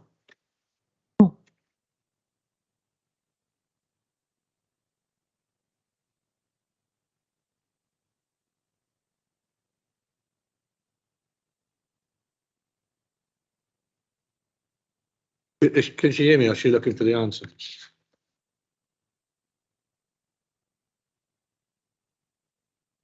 Susanna, are you there? Since she can't hear. I don't think so. Susanna, can you hear me? Hello, yes. Sorry, what was the question? Oh, yeah. Is it what are the Class E units are? Off the top of my head, I'm not sure what they've proposed as the Class E developments. I can quickly have a look what they've put in the application. We can help, I think, Chair. Can you help? Through you, Chair. So in September 2020, the government reorganised the use classes order. Class E contains what used to be classes A1 through to A3. As also other uses like office use, light industrial uses, some non-residential uses like creches, for example. They're all now one use class. So where you promote two Class E units in this instance here, they could be from any one of those selection. They're all adjudged to be appropriate in centres, allocated centres like this one. So it could be a retail A1 shop, like a corner shop, or it could be a hairdresser's, it could be a day creche. Unless there are any specific controls which there weren't previously, then it's acceptable in those terms. But Class C is a use class, nothing more than that. Thank you, Chair. Yeah, it gives the applicant more options for what to put in there than there used to be. Any comments? No comments, and the recommendation is before you, and it's to approve. I'll move approval. We'll take the vote. Seconded. Thank you, Chair. Starting with Councillor R. Ahmed. Yeah, 4. Councillor A. Ali. 4. Councillor Bridget. 4. Councillor Chaudhry. 4. Councillor Franks. 4. Councillor M. Hussein. 4. Councillor Kershid. 4. Councillor Taylor. 4. So that was unanimous, wasn't it? So that's carried. So planning permission has been granted. We move on to the next one now, which is page 99, 1 to 11 Cumberland Street, which was deferred from a previous meeting. I just want to ask those that were not present at that meeting should not participate in this meeting tonight. Was any member? I can't find who was there. Ali, were you at the last one? Chair, I believe if I can remember correctly, this was the meeting where we had on-site visit, but then later on we were told that if any of the people actually visited on the previous application, they shouldn't be present for that particular meeting. This was about a couple of, not the last one, but the one before that. I think, well, yeah, it was. Yeah, so I wasn't present then. You weren't present? No. Yeah, then you shouldn't, you can stay, but you shouldn't take part in any vote or ask questions or make comments. I really can't remember whether I was or not.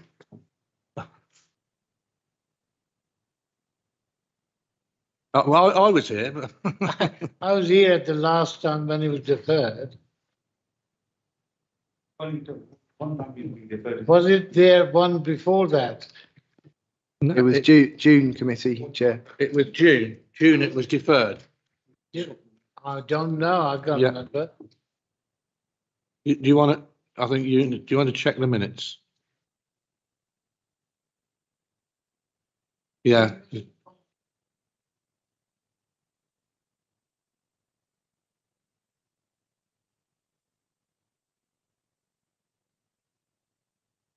We're having a 5-minute break, by the way, because that'll what it takes us time to get to and from the toilet.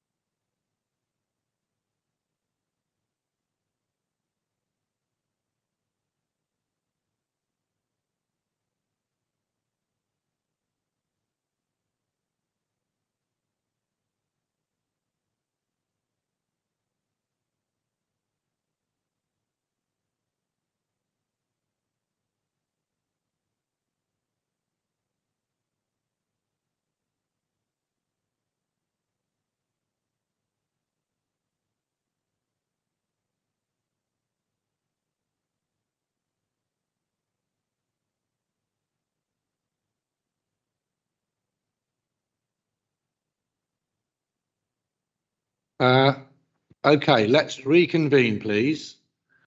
That we did a attendance for the last but one meeting, and Councillor Franks and Ali were not in attendance, so they could not take part, which is the reason they are not here and won't be taking any part any further. And the applicants of Cumberland Street have withdrawn the application tonight, so we won't be discussing it or making a decision.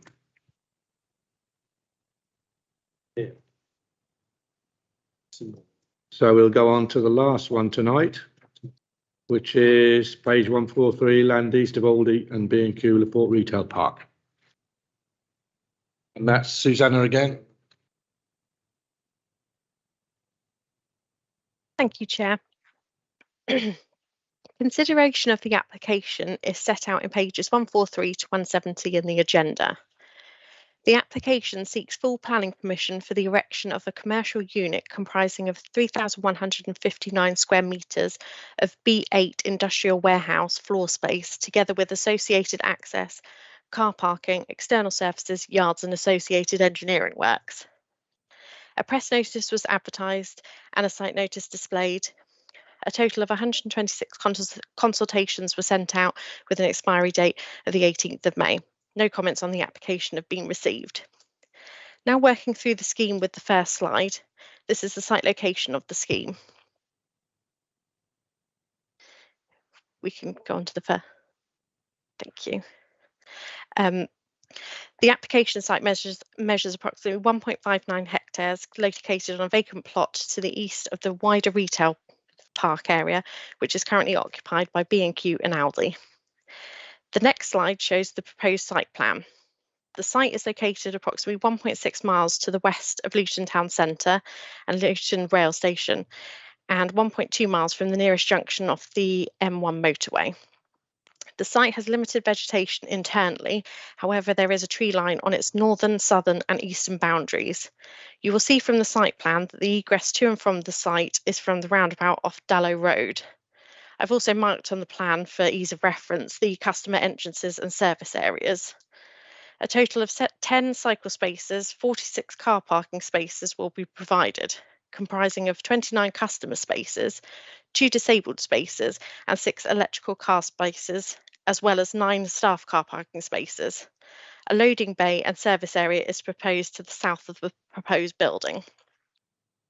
The next several slides show the elevational details and lastly the overall floor plan of the unit. Principle of the development is considered acceptable. The development of the site offers the opportunity to provide prime modern industrial development space at an important location for employment development. The development proposes the use of renewable technologies and takes a progressive approach to lower the energy design principles, whilst creating a high quality and purpose-built building. The development would also modernise the site, promote efficient land use and deliver new employment opportunities, improve the landscaping associated with the site and create an inclusive and accessible development. The proposal would provide significant economical benefits through the resultant investment, commercial accommodation and enabling of jobs to be provided in the long term. The land use of the site has already been previously accepted given its extensive planning history.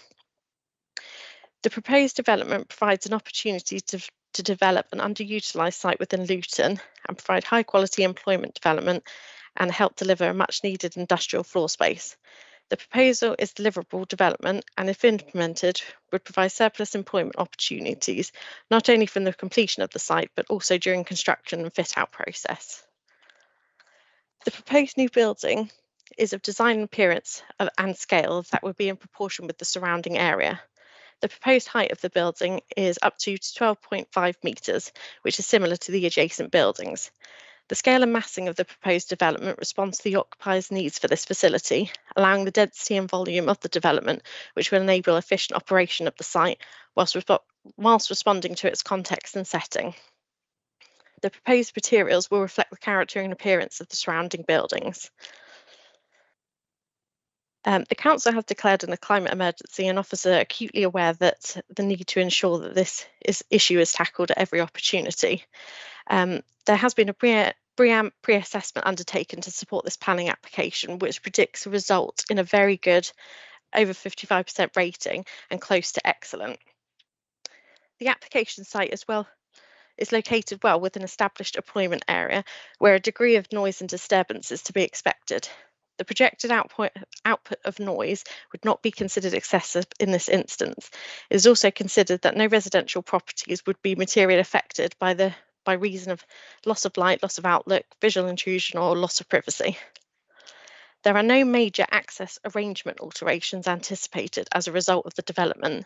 It would be considered that there would be no material impact upon the surrounding road network, where it is noted that shoppers are likely to park in one singular location and move between the retail park.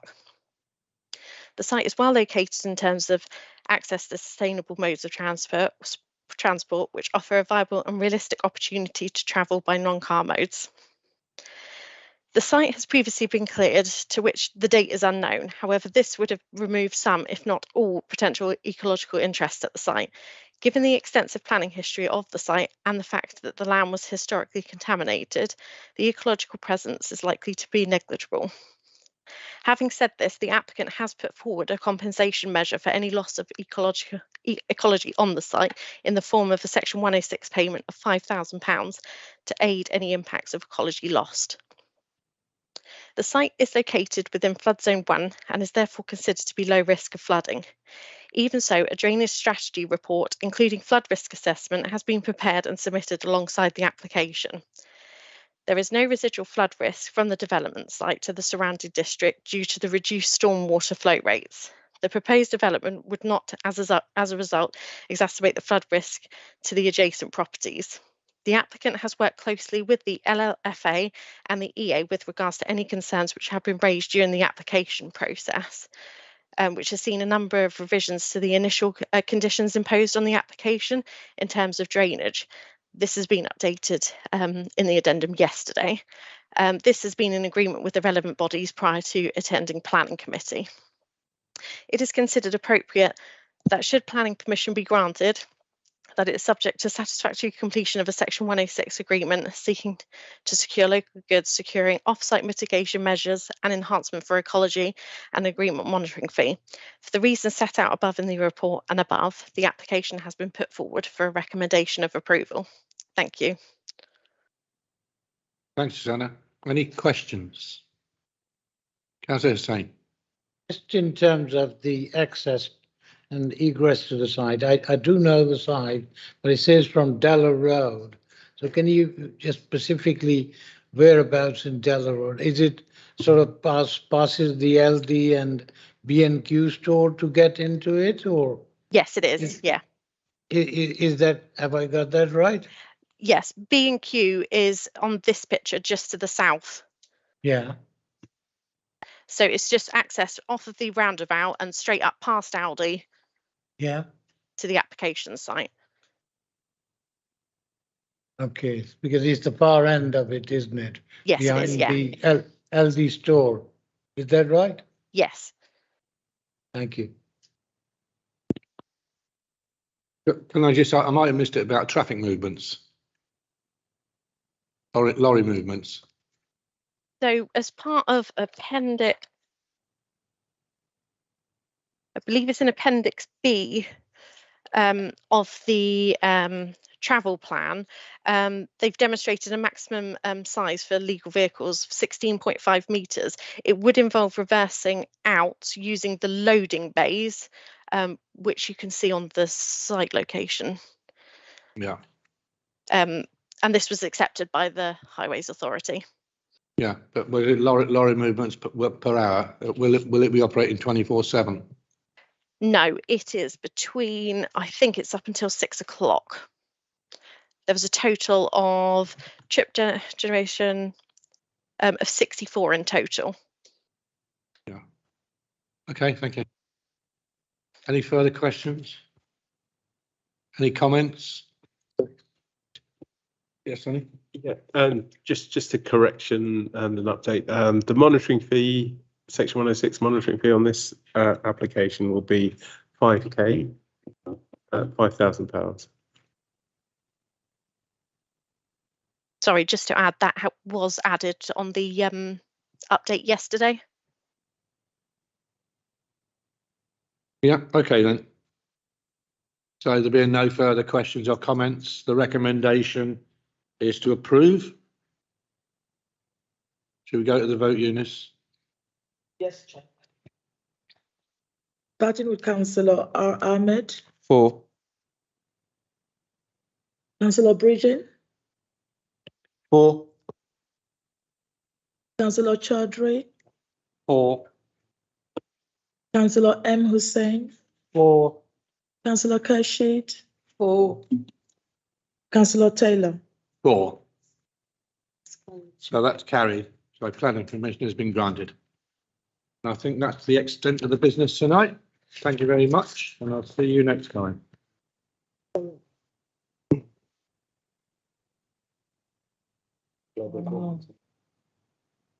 She said it.